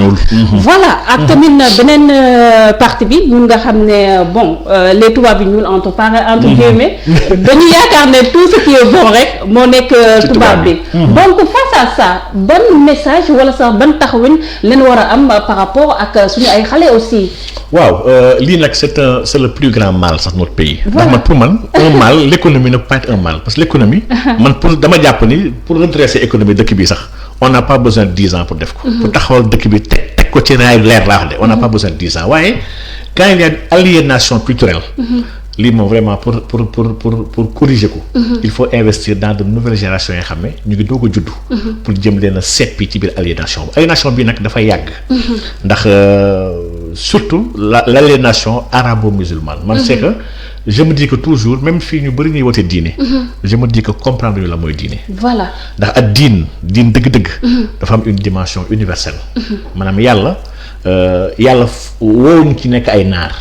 on n'a pas besoin d'être arabe pour nekk musulman fii ñu bëri ñoo yaakaar ni pour être un bon musulman il faut s'arabiser donc ñu bëri sax pour ñoom làkk arabe bi sax moo gën seen làkk. dem ba jël seen culture. c'est pour man erreur la dama jàpp ne erreur la bi xam ne ñàkk compréhension la yàlla woo ñu ci nekk arabe la preuve. arabe benn canal kese la benn canal de transmission kese la bi xam ne yonent yàlla Muhammad sallallahu alayhi wa sallam yàlla wàccee ci arabe yi. boo wàccee ci arabe bi c'est normal mu wax arabe. donc y a ces choses nag qui sont dans la culture arabe. chose yu bon la yoo xam ne ñun ñaanuma yàlla ñu waa Sénégal ñu koy dund ndax arabe nag wax dëgg yàlla ñeewuñu ko ci wàllu culture on a une culture plus vieille que celle des arabes. te ñoom sax ñoom nawuñu. la culture africaine nawuñ julli nawlawuñu dañu jàppee ay jaam. dañu jàppee ay sous-hommes. képp ku diine defar nag dëgg moo mën a transcender ces éléments archaïques et ancestrales mais képp ku diine defarul. bu nekk naar. wax dëgg yàlla man jàpp ni sama modèle la nii sama référence yonent yàlla Muhammad rek moom c'est la référence pour les mondes yàlla dafa wax naan il a sax rahmatan lil alamin la wàccee lil alamin waxul pour les arabes bi dafa ne pour les mondes monde yi sax dépassé na suñu terre bi kese ndax y a d'autres civilisations ailleurs loolu moo xam naa ni léegi ñu wax ne ma théorie du complot laay waxati waaye pour dire que rek nous ne sommes pas des arabes nous sommes d'abord des musulmans on peut être un excellent musulman en étant noir en étant tubaab en étant indien wala en étant chinois parce que ça dafa dépasser culture chez les tubaab tamit kazalika les tubaab yi woote sax la civilisation chrétienne mais ñoom Jésus n'était pas un occident c'était du woon tubaab Jésus n'était pas un latin Jésus mu ngi wàcc fële ca Bethléem wala boog fële ca Nazareth sax la juddoo. fu ñuy wax parce que on parle sax de nazaréen on parle de Nasara dans le Coran. donc Jésus de Nazareth la juddoo donc foofu c'est une culture sémitique Jésus était sémite et Jésus était plus proche des noirs sax que des blancs. donc bu ñu demee ba sàcc sax diine Jésus ba yóbbu ko capitalam yóbbu ko en Europe occidentale nga xam ne kon y a quelque chose d'extraordinaire qui s'est passé donc soo demee ba xool aujourd'hui Shurafa yi ñi nga xam ne ñooy sëtu Yonent Yàlla Muhammad sallallahu alayhi wasallam ils sont pas en Arabie Saoudite ñëpp ñu wax Chérif ñu ngi fii Afrique entre Maroc ak Mauritanie ak Sénégal ak dëkku africains yi nga xam ne kon y a un autre énorme grand problème parce que on a essayé kon de faire disparaître toute la famille du prophète Muhammad sallallahu alayhi wasallam à la Mecque donc pour dire que dañoo jël ñun ay diine jël ay nit ñu bëgg incarner diine yooyu te ñoom xamuñu essence u diine boobu xamuñu message u diine yooyu diine bi diine xam-xam la du diine askan du diine xeet te loolu tamit c'est un problème fii au Sénégal fii Sénégal yoo jël diine sax def ko ay famille soo waxee la famille diw te fekk famille yooyu dañu diine bi famille yooyu seen ay maam dañoo liggéey ci diine bi balaa seen maam di ci liggéey maamu ñeneen liggéeyuñ ci diine bi te après seen maam yi tamit dina am ñeneen ñu war a continuer liggéey ci diine parce que diine bi moom taxawul wax dëgg yàlla te diine bi benn kilifa la am muy Yonent Yàlla Muhammad sallallahu alayhi wasallam donc man dama jàpp ni lii yëpp la base c'est l'incompréhension la méconnaissance ak l'ignorance ndax mooy le plus grand mal bi nga xam ne islam en tout cas loolu ñu woo yàlla sax bi leen dafa wax naan allahumma inni a'udhu bika minal jahli n'est-ce pas yàlla na yàlla musal ci ignorance donc ignorance vraiment pour man musiba la te moo dal majoritairement aujourd'hui ñuy woote woo ci l'islam on dit des choses yoo xam ne bokkut ak l'islam puis on parle sax des choses yoo xam ne qui sont culturelles propres à l'arabe ce ne sont pas c'est pas l'islam mais dañoo dem ba jaxase léegi arabe ak l'islam ma dem koo xam parce que dans mon domaine dafa am benn matière bi nga xam ne dama seen spécialité muy finance islamique dama koy jàngale sax je le donne en cours dans quelques instituts fii de la place mais même dans la finance islamique aujourd'hui gars yu bëri pour ñoom c'est juste l'utilisation de mots arabes pour ñoom loolu mooy finance te fekk loolu ça n'a rien à voir avec la finance islamique gis ko taxaw dara noonu man def naa mudaraba wala boog musharaka wala murabaha te lii sont juste des mots c'est des principes mais les principes de base de l'islam bu ko respecté wul on peut donner tous les mots du monde ça fait pas de cela en islam Sénégal fii nag ku làkk arabe moom wax dëgg yàlla boo ñëwee kenn def ne ko kay fa xaal anta bil xayr rek mu ne kii ak a jàng jàngoo mais c'est une langue c'est une langue macha allah professeur am na sax ñeneen ñoo xam ne ñu gën a radical dañuy wax ne pourquoi pas un retour à nos religions yi nga xam ne c'est typiquement africain. Est-ce que vous partagez ça aussi? waaw man ñooñu dama jàpp dañoo xamul la mooy religion. ils n'ont rien compris ñu def amalgame. ndax yàlla ñun ci alxuraan en tout cas. daf ñu jàngal dafa wàcce ay yonent dans tous les continents maanaam fii Afrique fii ay yonent wàcc nañ fi. ay yonent yàlla ñoom ñoo gëstu assez pour mën a comprendre yonent yi fi wàcc fii ci Afrique. léegi ana yonent yooyu. ils sont passés ils ont laissé leur message ils sont partis. ok donc depuis Adama ba yonent yàlla Muhammad xam nga bu ñu la jàngalee ci taarixu islam. ne la y a plus de 124 000 prophètes yu wàcc. alxuraan li mu ci compté 25 prophètes la alxuraan compté ci biir alxuraan. il reste 123 900 nangam ak nangam. léegi prophètes yooyu am nañu. donc fii en Afrique des prophètes sont venus ils ont enseigné le monothéisme ba ci Égypte boobu ñoom ñuy jéem a réclamé wu. di waxu Kémit ak nangam. des prophètes sont descendus ñu andi message yu Allah subhanahu wa taala. joxe message boobu pare dem donc le monothéisme existait là-bas et prophètes yooyu ñun xam nañ leen. donc suñ demee nag bëgg def amalgame bëgg créer ay yeneen diine wax dëgg yàlla loolu dama jàpp ni amalgame la yàlla woo ñun ci culture ñun ñooñu dañuy xeex la culture arabe. ni mu amee dédain sur les noirs et je le comprends. Combat bu légitime la. combat boobu man je suis dans ce combat là. parce que man gëwuma à l'infériorité de ma culture devant une quelconque culture ci àdduna bi gëwuma ko. amul culture bu gën sa bos. ku nekk sa culture nga am da nga ko war a réclamer approprier wu ko ba pare suqat ko. waaye nag gëm naa tamit ni y a quelque chose qui dépasse la culture. et loolu c'est mbiru foi la dafa dépasser parce que culture àdduna la yam. àdduna bi yàlla dina ko yàq incha allah dina yàq lépp.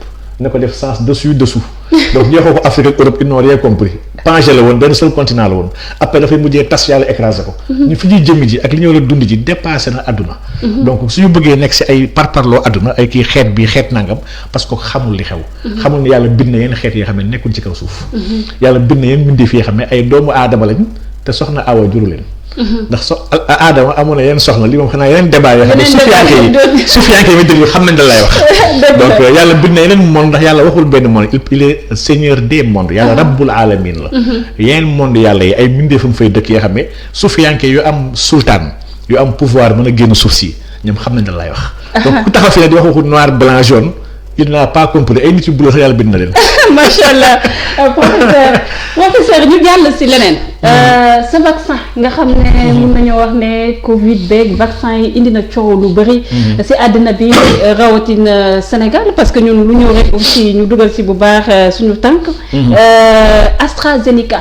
ban jàngat nga ciy def européen retiré ko même pas 2 jours ñu remettraat ko sur le tapis.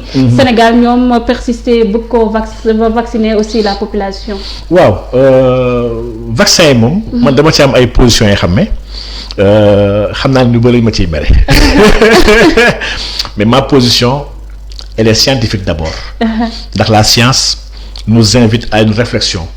à une remise en question perpétuelle chaque instant ñu remettre en question mbir sàngam naka la baaxee lu tax mooy ndax mooy li gën ndax mooy le meilleur choix et cetera donc fii nag dafa am ñu bëri xam naa ne ils sont réfractaires à la critique képp ku posé ay questions yi jàpp sax ne yow waroo poser question ndax yow bokkoo ci lii wala bokkoo ci lii donc loolu c'est un mal bi nga xam ne mën lay woowee les constipés intellectuels c'est nga xam ne ils sont constipés intellectuellement maanaam dañoo seer seen biir bopp yi xamuñu lan mooy xam-xam pour ñoom ils sont dans le dogme et dans l'opinion opinion nag ak xam-xam du benn vaccin man dama bokk si nga xam ne gëwuma vaccin Covid. gëwuma ko pour des raisons claires et simples primo on fait un vaccin quand il y a un danger extraordinaire par rapport ay maladies bi nga xam ne dafay décimer le Covid ne décime pas les populations fii en tout cas décime wu fi kenn fii Covid cas grave yi sax batul 100 personnes les cas graves là ñu ngi si 50 personnes. mais on a dépassé la barre des 1000 morts professeur. c'est ay chiffres ñoom ils ont créé ay morts yoo xam ne c'est ay chiffres la on n'a pas 1000 morts man je connais beaucoup de gens yoo xam ne qui sont morts ils sont pas morts de Covid. et l'économie. l'économie on l'a arrêté parce que moom laa wax sànq soo nekkee génn. di lonku wagon bi locomotive mu lonku. locomotive bu taxawee da ngay taxaw c'est que ñun dañoo jël option wu bañ a indépendant ba pare nag on prétend être indépendant ñun on joue au malin naan nous sommes indépendants alors que nous sommes pas indépendants. su dëkk yëpp tëjee seen ay dëkk ñu dañuy jombi dañuy jaaxle su dëkk yëpp tëju woon wala ñu embargo Sénégal fii naam ñu dee kii fii Sénégal tellement que ñun autosuffisance alimentaire sax amuñu ko autosuffisance sanitaire amuñu ko autosuffisance scientifique technologique amuñu ko autosuffisance ñun dans tous les domaines vraiment nous sommes des parasites dans le monde dañoo lonku rek waaye ñun assumé wuñu donc le vaccin kon gëwuma ko parce que dafa amul sax ay dee lu gars yi di wax sax c'est des gens qui sont déjà malades ñu am ay comorbidité ñoom ñoo war a dee ñoom ñoo dee te ñooñu leen daloon sax mënu leen rey. ku am yenn diabète tension xaw ma lam ak nanga loolu kese mën na koo rey donc lu fi dee matul 200 personnes li ñuy wax c'est pas vrai man je remets en question seen ay chiffres muy benn. ñaar comment faire un vaccin sur une maladie bi nga xam ne xamaguñ ko. kenn xamu ko ci àdduna bi ñoom ñoo ko wax man li may wax ni je ne cite pas les scientifiques sénégalais parce que pour man Sénégal dafa am benn carence en scientifique. fii on a des gens yoo xam ne qui sont dans le dogme mais ils sont pas dans la science. man li may wax naan les grands scientifiques mooy ñi nga xam ne dans le monde. ils participent dans l'éveil citoyen ils produisent ils écrivent et ils partagent. ces gens yoo xam ne c'est ay articles. 100% de leurs travaux scientifiques sont cités actuellement dans les revues médicaux yi nga xam ne revues yu mag ci àdduna bi donc man ñooñu laa wax ni ailleurs il y a des débats qui se posent de grands professeurs émérites de médecine yoo xam ne ñii c'est des virologues ñii c'est des généticiens mais ñu ngi taxaw ñu ngi seq débat di taxaw di xool xam ni xamaguñ ko. on a benn Covid bi nga xam ne qui n'est pas un Covid mais dafa mel ni c'est des Covid. on a des souches yu différents yoo xam ne vaccin boobu sax mënul am jeexital ci ñoom ñëpp donc une maladie bi nga xam ne déjà xamaguñ ko secondo. buy muté de manière extraordinaire bi nga xam ne taxawagul. maladie bi boo waxee dafa da nga si defar vaccin da nga may photo man en tout cas man mii kii a une logique scientifique dama jàpp da nga may photo AstraZeneca bi nga wax avant sax européen di wax Afrique du Sud moo njëkkoon kaas AstraZeneca. parce que la variante sud-africaine AstraZeneca bi amu ci pexe dañoo commandé woon 5 millions de doses. ñu commencé gis ni amul benn effet ci seen variant ñoom ñu jël seen ay doses jaay ko Union africaine. donc man balaa AstraZeneca di ñëw Sénégal li may wax nii man dama si def ay waxtaan. c'était bien avant sax Sinopharm di ñëw Sénégal. man vaccin bi xaaruma gars yi andi ko ma commencé si wax. dama ko topp depuis le début ñi def recherche di publier laa jël seen ay publications lire pour xam qu'est-ce qu'ils disent ñoom ñi nga xam ne ñooy laboratoire yi ko créé donc man xaaruma ay professeurs yi nekk fii di wax maak ñoom a ci yem xamuñ ci dara n'est-ce pas donc AstraZeneca boobu. wax dëgg yàlla ñu def ko lu gën a oyof ci àdduna bi di gënoon mooy cher au début. c'était l'Oxford University moo ko bëggoon porter.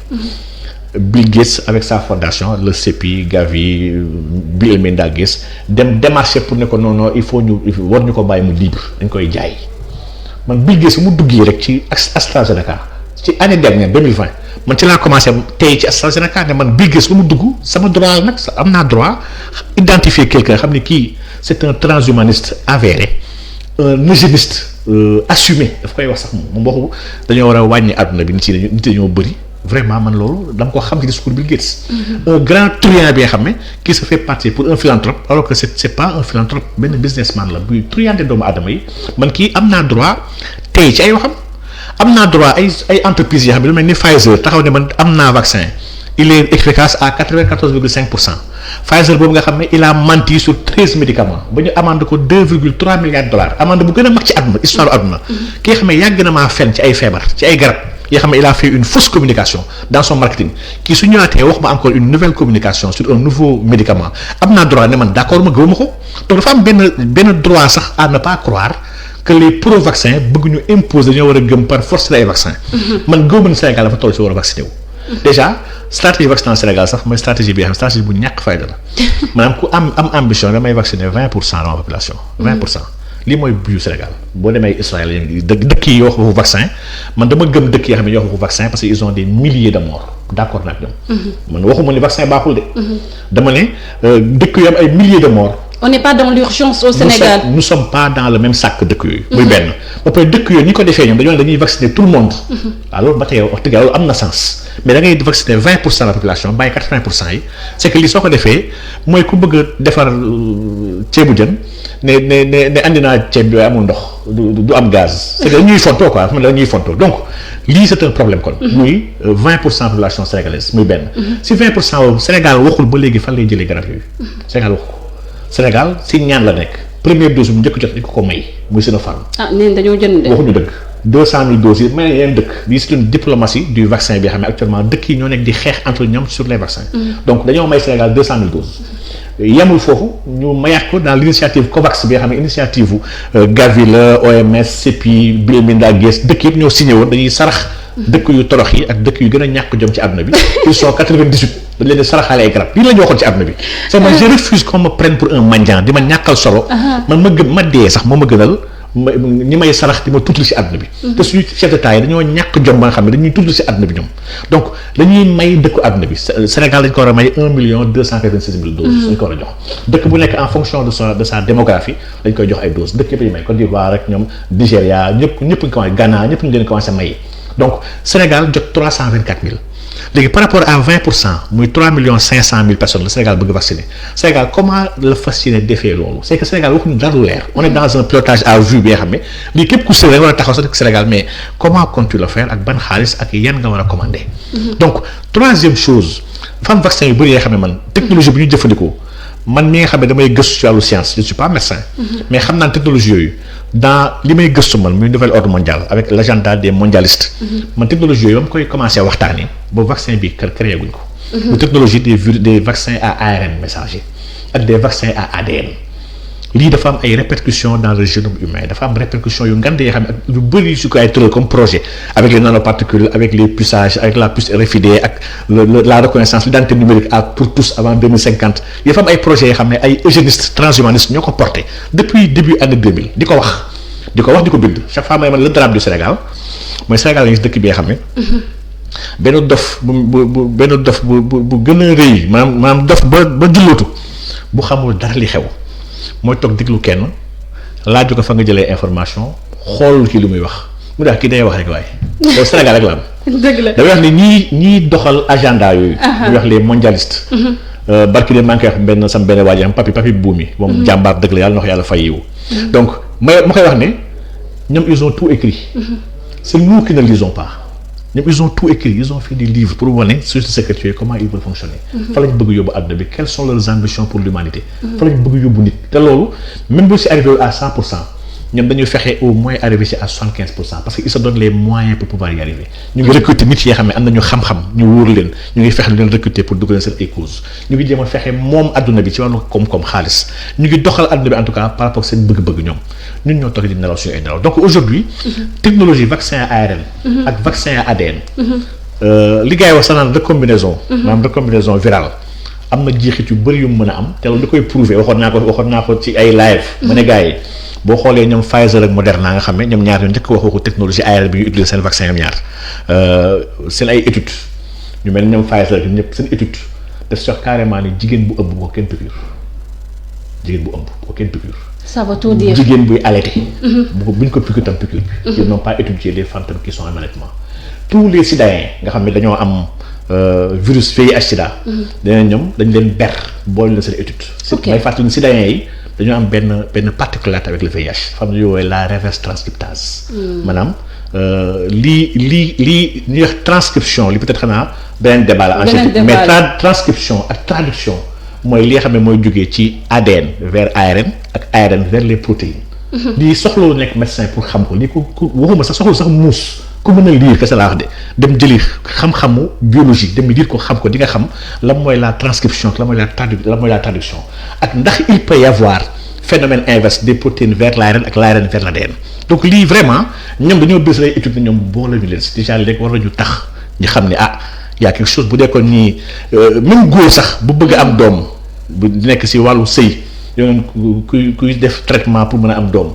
bu leen ko piqûre bi donc ñoom xamoon nañ ni y a des transferts génétiques qui seront possibles ak seen vaccin te man vaccin yooyu wax dëgg yàlla soxna jàpp man wóoluma ko nanguma ko ba ma demee sax bay nangu vaccin dama ne su ma demee bay nangu vaccin ci vaccin yi am yëpp actuellement xanaa peut-être vaccin chinois yi laay nangu mooy Sinovac ak Sinopharm et léegi kese moo tax ma war koo nangu mooy que ils utilisent ñoom un procédé bi nga xam ne qui est connu de l'humanité depuis plus de 100 ans mooy jël benn virus si boobu dañuy jël virus bi atténuer ko wala inactiver ko dugal ko sa yaram pour sa yaram mën ko xàmmee waaye quant à créer ay yeneen ay protéines recombinaison de protéines adénovirus virus à ARN li yëpp dafa am lu muy doxee dafa am lu ci gars yi bind te li ci bind ay borom xam-xam lañu je peux citer ñëpp ñi nga xam ne lire naa leen si ay borom xam yoo xam ne presque mat nañ 100 personnes sincèrement donc pour dire que sujet bi nga xam ne dama ko investir depuis des mois et des mois avant corona di ñëw Sénégal laa commencé wax si corona man may fàtte toujours ne ba may wax si corona mu ngi dugg fii mars 2020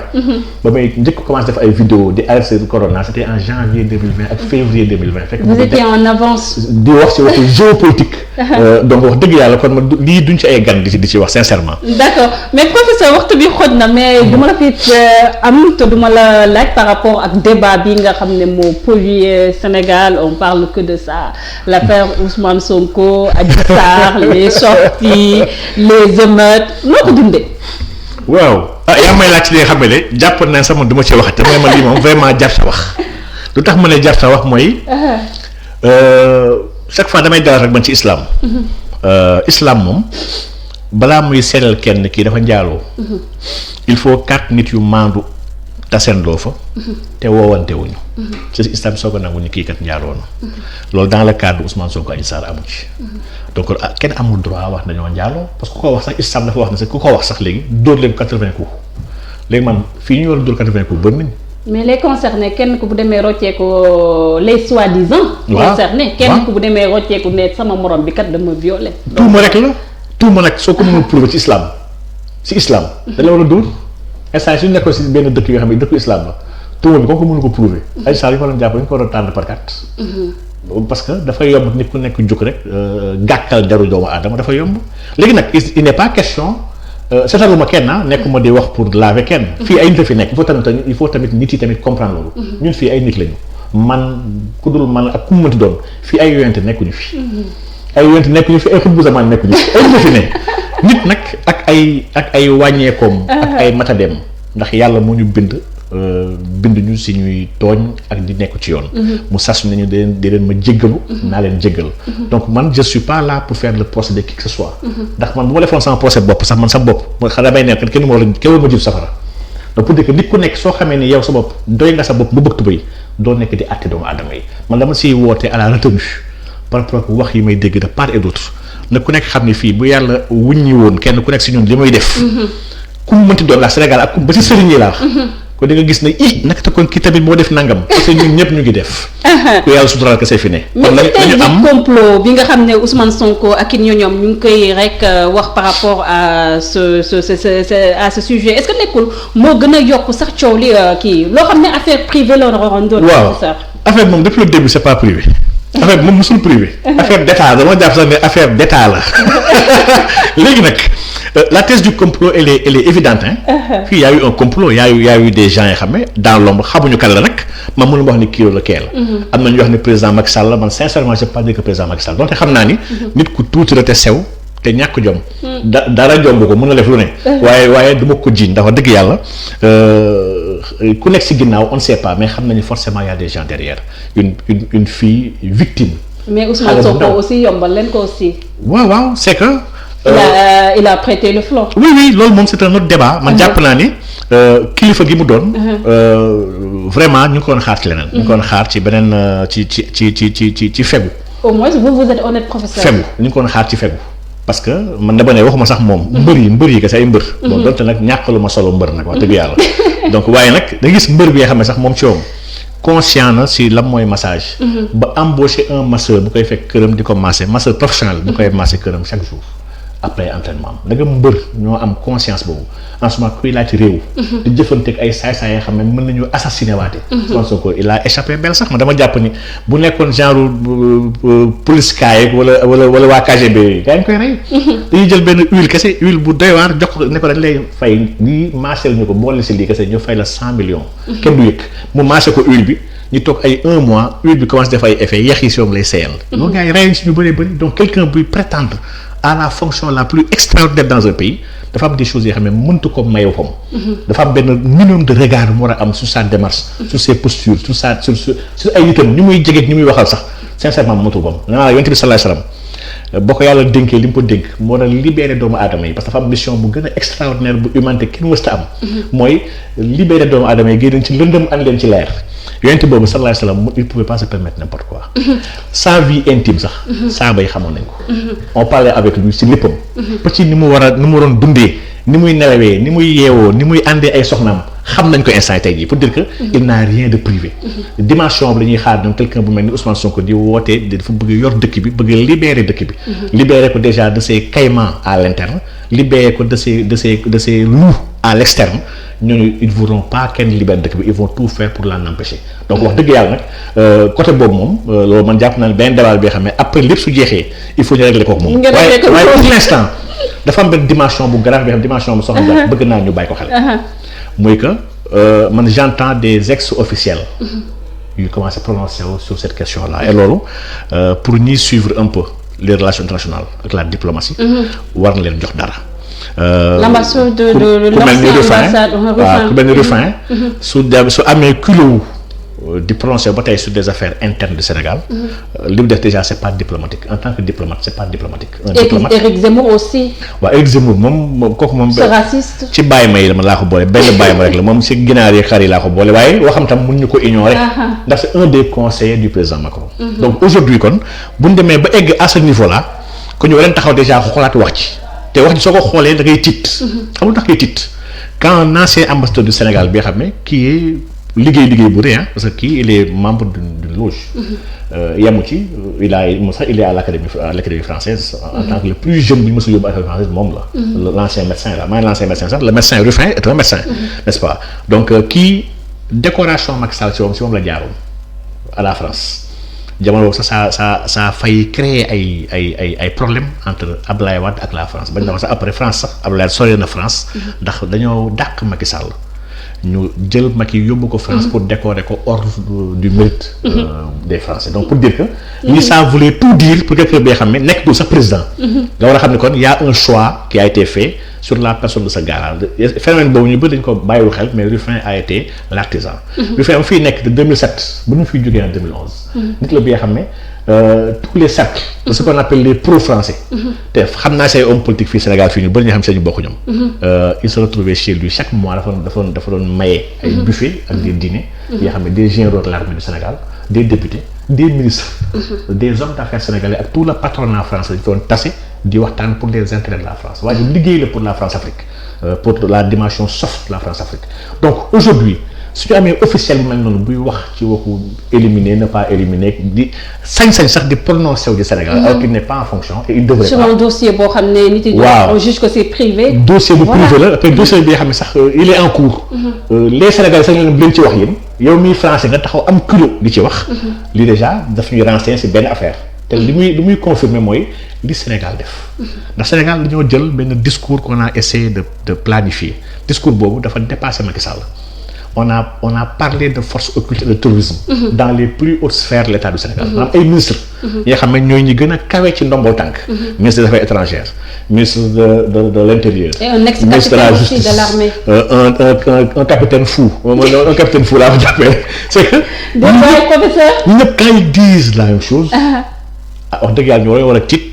quand on sait qu'il y a un agenda sur le tourisme bi nga xam ne dañ ci bëgg doon Sénégal. d'accord loolu un député de la majorité moo ko wax. muy professeur waxtu bi xoj na Régie may leen may ngir yàlla 15 minutes rek avec professeur parce que moom bon comme quoi am ko yombul boo xam ne en profite mais professeur Ousmane Sonko relaxé ñu gis ne aussi def na conférence de presse wala sax boo xam ne jàkkaarloo ak taskati xibaar ñu gis ne aussi am na benn discours bu raisonnable bu mu yëkkati. mais aussi gis nañ aussi mu multiplier ses sorties di dem seeti ñi nga xam ne ñoo féetoo ci société civile bi ak ñi nga xam ne ñooy opposition bi ak ñeneen ñoo xam ne sax da leen xam bu baax par rapport ak seen yëngu fii nii ci politique au niveau du Sénégal mu am ay rencontre yoo xam ne ñu bëri ci ay sénégalais nga xam ne sekk na ko ay nit mënuñ koo comprendre ku mel ni am na sama xarit Ousmane Sonko qui se disait le candidat de l'antisystème te man jàpp naa ñu ëpp ci sénégalais yi ñu ko topp loolu moo taxoon ñu topp ko est-ce que Ousmane Sonko fu mu toll nii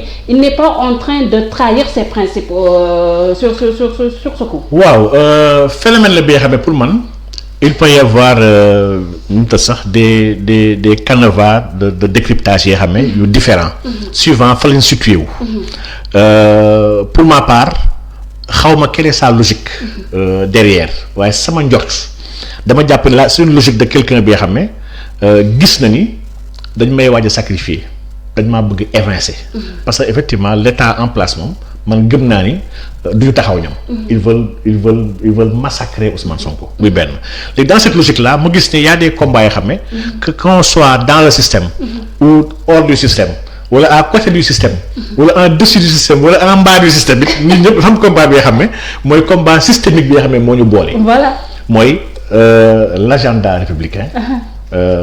Des élections sûres, sérieuses, une justice indépendante, des échéances électorales qu'on va respecter, des élections libres et démocratiques yi nga xam ne kenn du ko doxal li jàpp naa ni ñu baax ñi ak ñu bon ñi anciens sàcc yi ak ñu jub ñi ñëpp ñoo ci bokk benn intérêt. Voilà. Et kon jàpp naa ne kon nii on doit war a retrouver autour de ça. taxul nag ñu war a ànd ci ay principes ci ay valeurs. on jàpp naa Ousmane Sonko bu dofee ba yaakaar ne. ñooñu mën nañu koo jox nguur. soobaa kon dina yàq soo faalee soog a yàq lépp lu mës a tabax. mais gëm naa ni c'est quelqu'un de lucide et très bien entouré. ñi mu àndal dama si xam ñenn ñi xam ne mën naa si tudd ku mel ni Diallo Diop. docteur Diallo Diop. kooku nit bu ko gën a intègre wax dëgg yàlla jafe na. ñoom pas àllakan. c'est que ñii c'est des gens yoo xam ne dañoo bañ depuis temps Senghor laax de. ñii bu doon xaalis wala nguur wala dara am nañ ko bu yàgg mais ils sont restés sur des principes. ndegam ñi nag ils sont avec lui. Ils se laisseront pas faire ndax ñi Sonko moomu leen jëndu leen. Ils sont très libres. bu ñu gisee Sonko bëgg a dox ci li nga xam ne ñoom bokkul lu ñu ànd nag moom ils vont lâcher. donc man jàpp naa ni kon aujourd'hui il faut tamit ci comprendre système parce que ma gis gars yi bëri ñuy wax ci waxu système bi. système. terewul nit ki mu ànd ak quelqu'un bi xam ne ñaar bokkal système damay joxe exemple yonent bi sallallahu alayhi wa sallam. mais système boobu professeur dogguma la man bëgguma sax di lay dog j'aime bien. oui si j'aime bien vous écouter. mais bu ñu waxee système aussi système boobu ay nit ñoo koy incarner. effectivement voilà nit kooku di koy incarner ay valeurs lay entièrement d'accord man dama ne sax Sonko sa laalagul système ba tey moom mu ngi wax waxu système ba tey moom laalagul système bi. le grand système. dëgg c'est la constitution du Sénégal mooy système bi nag. moom moo tëral li fi li coow yëpp. Pouvoir exorbitant du président de la République, laïcité, loi góor jigéen yi xeex ni yëpp code de la famille yëpp yoo xam ne mooy problème mu nit ñi traité yi seen place dans l'architecture la hiérarchie des normes c'est que tout ça c'est la constitution mooy li nga xam ne mooy charte ndey charte réew. mooy li nga xam ne loolu bu ñu ko réglé on a réglé tout le pays. suñ ko réglé nag ba pare nag avec les institutions et tout fexe nag teg ay nit yu jub te maandu ci niveau yu gën a kawe yi parce que une institution quand elle est incarnée par une personne propre, droite et honnête, on a du respect pour cette institution-là. Mais quand elle est incarnée par une personne malhonnête, maladroite, inconsciente, institution bi jàpp dara sa bët. dama aujourd'hui dama jàpp ni système boobu si ñuy wax pour revenir à mon exemple dama Yonent bi sallallahu alayhi wa sallam ñëw na Médine andi un système bi xam ne système bu juste la système la bi xam ne nanguwul riba. système la bi xam ne dafa xeex toute forme de riba ndax système waxoon na sax riba 77 parties la. partie bi ci gën a ndaw mooy ku tëdd ak propre yaay bi ko jur. xam nga di bàkkaar gën a ko ngan. kon riba moom il est au cœur même du combat de l'islam. l'islam am ay maqasid yoo xam ne moo lal lépp l'islam. pourtant it sam def na un pacte de non-agression commune de convivialité et cetera ba andi sax une constitution de Médine. avec des juifs yi nga xam ne c'est les champions du riba.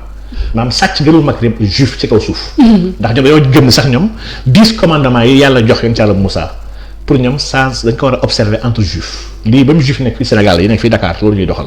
pour ñoom tu ne voleras pas mais tu ne voleras pas à un juif. mais tu peux voler à un non juif soobaa tu n'as pas volé sàccoo. tu ne forniqueras pas tu ne tueras point yii yëpp commandement yëpp ñoo jàpp ni entre juif foofu ñu ko defante mais soo ko defee un non juif defoo dara lu bon. donc juif bu njaaloo ak non juif loolu du njaaloo kenn du ko bindal. bu sàccee un non juif pour moom sàccul. bu reyee un non juif tam reyu nit ndax ñoom dañoo jàpp ce sont des goyim xam nga goyim baat bi goy mooy ñi nga xam ne ay mala lañ c'est des mala. juif yi ñoom dañoo jàpp ni ñëpp ñu dul juif maanaam ñun ñii. man yow ñëpp nous sommes ay animaux lañu. yu Yahvé jox benn melokaanu nit. pour ne pas agresser seen ay maam. donc aujourd'hui ndegam Yonent bi sallallahu alayhi wasallam nga xam ne moom mooy système bi. moom moo allié wu ànd ak ñoom ci benn diir ba ñu nekkee Médine mu partiser avec des gens yoo xam ne bokkuñu gëm-gëm bokkuñu fi ñu jëm bokkuñu pratique. bokkuñu rituel. waaye ils se sont tolérés ils se sont acceptés parce qu'ils ont eu un but commun. kon man gëm naa ni quelqu'un bu war a xeex fi système Sénégal bi système bi c'est le faux système là parce que système bay tuddaguñ ko système bi c'est la laïcité d'abord il faut ñu régler ko. moo tax man ba léegi waxu système. mais quelqu'un bu yoxu système gëm naa ni war na mën a seeti kenn ku nekk ñëpp ñi nga xam ne sont les parties prenantes ñi amandoo benn lenn li nga xam ne ñoo koy bañandoo ñëpp. maanaam li ñu bokk àndandoo bañ ko. ñi taxaw waxtaan si jëm ko xeexandoo ensemble ndax ensemble ci mën a am ndam. léegi li nga xam ne sa xeex la yow nag nga porté ko soo bañ ko jaxase bañ ko jox ñi nga xam ne bokk leen koy ñaar. donc man nag vraiment nag dem seeti Ahmed Khalifa man ça m'a choqué et neexuma. su ma waxee dëgg rek laa wax. ndax man du question sax système dara il a ses raisons je respecte jugé wu ma dem ñaar ñëpp nag. mais man dama jàpp ne am na fenn fi xam ne bu ñu fa tolloo ci ay attaques. ñu attaqué woon tamit ak yow benn attaque bu extraordinaire. après toogaat ak yow vraiment ma dina ma jafe wax dëgg yàlla. voilà quelle image renvoyer à la jeunesse aussi. waaw vraiment dama jafe dama jafe valeur mais ñu gaaw rek professeur. ñu gis ne aussi si mbir moomu am na ñoo xam ne da leen a jàpp ñoo xam ne sax mun nañu wax ne si seen coalition bi ngeen bokk. samp si la bokk le peuple. ku mel ni Clédor Sène kii di Guy Marius Sagna ak Assane Diouf. déjà le président de la République a appelé à l'apaisement. mais dafa mel ni comme apaisement boobu dafa dafa joxe bopp rocc ci làmmiñ. donc noo gisee ba tey ñii nga xam ne mun nañoo wax ne defuñ dara ñu téye leen ba tey. waaw ñu demande liberté provisoire. déjà démb ils ont été face au magistrat du instructeur du troisième cabinet. Effectivement c'est que xanaa am métit rek soxna Ndiaye man dama ci am métit bu rëy bi xam ne. dama jàpp ne dañoo nelawal suñu combat. ndax bien vrai que dafa am li jugoon li taxoon a jug Sénégalais yi. te ñëpp nangu nañ ne c'est un combat bi xam ne bu citoyen bu démocratique. pour des libertés pour àq ak yelleefu doomu aadama dont Ousmane Sonko en faisait partie. dañ doon xeex. voilà c'était pas seulement Ousmane Sonko. day mel ni comme xeex bi c'était pour Ousmane Sonko. léegi nag am na fu ñu toll fii xam ne nag am na li xew. li xew mooy dafa am benn responsable bi xam ne quelqu'un bi xam ne wax dëgg yàlla man jàpp naa ni si ñu gën a responsable si dëkk bi la bokk muy sëñ Mountakha Mbacké. mu jël responsabilité am xam ni njaboot la. xam ne am na lu xew ci dëkk bi te moom daf ci war a am taxawaayam ci woom te wax dëgg yàlla nag yàgg na am taxawaay ci réew mi. mu jël responsabilité na man léegi bëgg naa dox médiation entre askan bi li muy xeex ak ki bu nekk di xeexaw mi président de la République. même parce que réew bu tàkkee yu ñëpp na la tàqal. démarche bu salutaire la bu noble la bu ñëpp rafetlu la. léegi tamit si jotaay boobu tamit ñu mun ñu woon xeex xam ni Macky Sall faalewul kenn ci dëkk bi ñu koy sikkal dëkk yi faalewul kilifa diine yi faalewul kilifa aada faalewul kenn ba pare ñun tam ñu toog kilifa diine woon tam ñu bañ tamit soo baa ñu mag ñoom ñoo yem. ñu ne wax dëgg yàlla ñu yem ñoo ak Macky Sall ndax Macky Sall mbaam la ñun ay nit lañu. donc ba ñu kilifa diine nag woowee. dañu bàyyi leen ngeen di xeex ñun dañ ko jéem a dox. ñu tamit wax dëgg yàlla teg nañ lépp suuf bàyyi la dem ñu jëm ko dox. mais kilifa diine mosuñu wax ne bu leen xeexati. itam dama bëgg tam mu leer bu baax a baax kilifa diine woon ne bu leen xeexati dara ci dëkk bi. ndax ngeen bàyyandi seen xeex bi adduna xeex moo ko taxawal moo agsi fii fépp fu ñu yegg. xeex nag jamono bu nekk dafa laaj ay instruments ay stratégie ay moyens ak ay armes yoo ko war a xeexee mais xeex daa iman dañu war a xeex. léegi nag Macky Sall wanaat na kilifa diine yi ne moom faalew leen. ndax bu sëñ Mountakha woo ko jox ko mémorandum bi nga xam ne ñenn si askan bi ñoo ko bind ne ñoom li lañ bëgg te ñu ko laaj yëpp dara nekk si lu ko jomb. rendons justice ci xam ne leen rey. nañ seet ñu leen rey ñu àtte leen ndax rey nit waruñu ko bàyyi mu impuni. dañu génnee ñuy jàpp te fekk teguñu ko ci dara lu may ñàkk ànd ak président ba tax ñu jàpp leen. c'est que yii ay doléances yoo xam ne wax dëgg yàlla bu Macky Sall bëggoon jàmm sax dëggantaan te peut être nekk nit loolu vraiment ci saas la ko doon def wane sax gage de sincérité ak de bonne foi pour sax gën a dalal dëkk bi. mais il ne l'a pas fait ndax dafa wane carrément ni il n'est pas sincère. et que ba mu demee tamit di mel ni kuy dégluwul woon déglu tax ko jukk il se sentait menacé si pouvoir am moo tax mu mel ni ku tàllal loxo waaye Macky Sall du koy seddal du koy waxtaan ndax xamul loolu. ak promesse yu mu def jeunesse bi 9 ans. après mun nañu wax ne 3 ans moo ko des par rapport ak l'emploi de la jeunesse vous pensez que c'est sincère ou bien c'est faisable sax. man dama jàpp ne les promesses pour man. ni ko koy waxee sax une promesse n'engage que ceux qui y croient. man Macky fenkat laa ko jàppee. professeur. fenkat la lépp lu mës a wax Macky fan la toll ak conseil de ministre décentralisé mi. bi nga xam ne dem na dëkk lambari gox bu nekk. digge fa ay milliards fan la mujjee. Macky képp ku gëm li muy wax sax dama jàpp ne yow sa xel bi ça va pas. Macky fenkat la bu attitré. bi nga xam ne wax dëgg yàlla man gëwuma dara lu muy wax xam naa ne du ko def.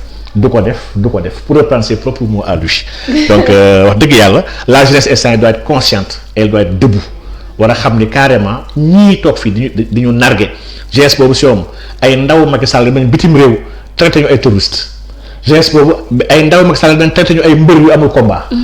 jeunesse boobu ay ndaw Macky Sall dañ fële ca Fuuta di woo ci ñaawteef di wax ko islamisme di andi question de technicisme bi nga xam ne lu dangereux la pour Sénégal.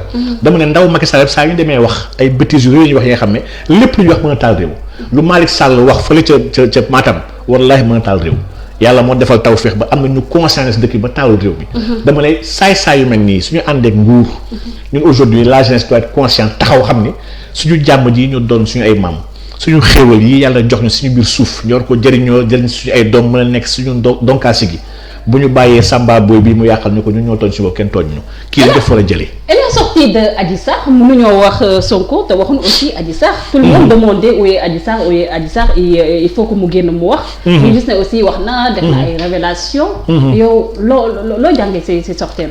waaw man de Adji Sarr wax dëgg yàlla dama ko déglu. dama ko gën a yërëm. dama ko gën a yërëm xam ni kii dañ ko jël en otage de manière extraordinaire. ba li mu war a wax ni mu ko war a waxee sujet yi mu war a wax yëpp ñu koy organiser di ko contrôler xale bi instant yi dañ koy yóbbu instant dafa dem ba fi nga xam ne mënatul dellu ginnaaw maanaam instant mënatul dellu ginnaaw. maanaam ñi orchestré mbir mi yëpp. mënatul dellu ginnaaw moo tax instant il faut ñu assumer ndax instant bu ñu jëlee xale bi ne jeex na génn mënatul nekk ndax y a eu des morts. xale bi sax wax na ko ci biir waxam. y a eu des morts ci tappale gii nii instant moo tax aujourd'hui ñoom ils ont essayé d'assumer pour waaye ne xale bi deewul tukkiwul elle est en bonne santé mu ngi fi ci dëkk bi. donc man noonu vision bi laa am ci xale bi leen rek moom ci métti. man sama sëriñ bu mu waatee rek moo métti man. Mawlana Cheikh Ibrahim soo gisoon naa ko dóor mbaj ndax suñu sëriñ ñu jàngal ñuy waat ci moom. mais professeur aussi nu ñu nangulee kii di Ousmane Sonko bénéfice du doute bi moom te moom lañ ko war a nangulee aussi bénéfice du doute aussi. non charia waxul loolu c'est que jug accusé sur la base de preuve mooy li wax sànq rek preuve la boo nee kii njaaloo na il faut 4 témoins sur la war a dóor yow. charia la wax. donc vraiment ku jug tuumaal nit bu dee am na. nañ ko prouver suñ ko prouver ñu appliquer lu charia wax ci moom. mais bu dee mënu ko prouver moom dañ ko war a dóor islam il est intransigeant ci wàllu googu. mais sama sëñ bi mu waatee métti na ma trop ndax kooku dañoo dem ba tuddee ko cheikh al islam. wallaay cheikh al islam nag dafa am lu mu méngoo ak charia. waat ci doomu aadama moo dul yoon jàngalewul loolu. maanaam ñi gën a xam Cheikh Ibrahim. gënoon ànd ak moom. di toogandoog moom mu yar leen ba pare fier si ñoom mun naa tudd kenn ki nga xam man kooku daf ma marqué muy tudd Ibrahim Mahmoud Diop. muy Barham Diop. kenn mosu ko dégg mu tax naan barke El Hadj Ibrahima Niass. doomam yaa ngi fii ñoom Cheikh Mouhamadoul Amine Niass Baba Lamine. boo xalif général mu ngi Cheikh Mahi. ñemewul taxaw si discours naan barke Cheikh Ibrahima Niass. bu demee bay waat xanaa nañu waat nu yonent sax doon waatee. billahi lazi la ilaha illa huwa wala mu waat ci yàlla. yéen sa moo ne bu leen waat ci seen ay baay bu leen waat ci seen ay nit waat leen ci yàlla wala boog bu leen waat. même waat ci téere alxuraan sax ñun jullit islam jàngal loolu te Cheikh Ibrahima nag moom dafa tegu woon ci sunna. te loolu mooy tendance bi waaw dafa tegu woon ci sunna ne daf ci charia bu leer. ak ci leer bu béel laa yoree samay taalibe moom loolu ñaari la waxoon. donc Adji Sarr daf ñu tooñ ñun ñii képp ku koy layal tamit ndax gis naa am jën di koy jéem a layal. tooñaale nga ñu bu dee mënoo ko fàttali ne ko kenn doo waat ci sëriñ ci yàlla ñuy waat. te li mu wax sax jarul waat xale yu ndaw yi sax xam nañ ni complot la parce que waxtu waxu viol sax léegi mu naan wax rek ndax séq nga wala séquñu xam nga ki def na yëpp yow nga waxu viol war a des ci sa viol léegi waxtu waxu viol nga wax ay waxu robe bu rouge rek mun naa vraiment jàpp man dama amoon nit.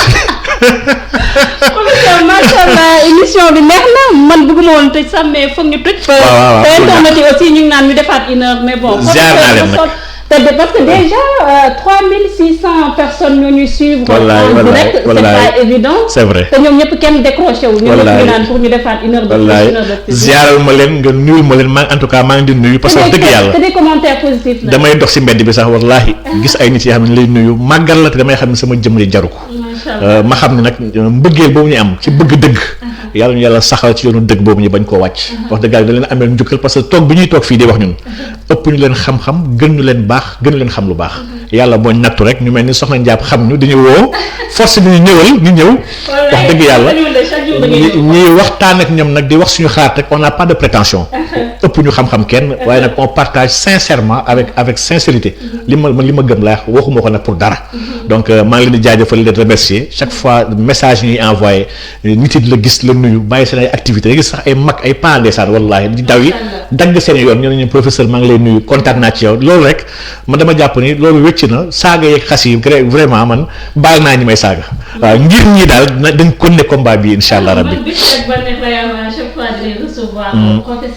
parce que déjà sa honnêteté sa discernement sa sens xam-xam bi macha allah ak ni ñàkk par laatoo bi. waaw c'est très rare sax ñu xam professeur ku mu féetoo. wallaay wallaay.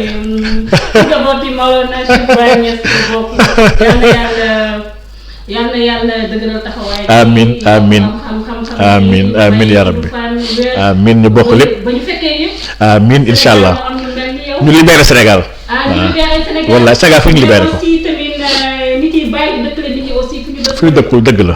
dëgg la liggéeyam kese lay def. dëgg la professeur aussi day jàngale di xam nga rek. dëgg la dëgg la dëgg la tu as totalement raison. wallaay le plaisir est partagé le plaisir est partagé macha allah kontaan naa trop di nuyu ñëpp di jaajëfal ñëpp di nuyu waa kër gi nag wax dëgg yàlla di ñaan yàlla yokku kër gi. ci zaahir ak ci baatin.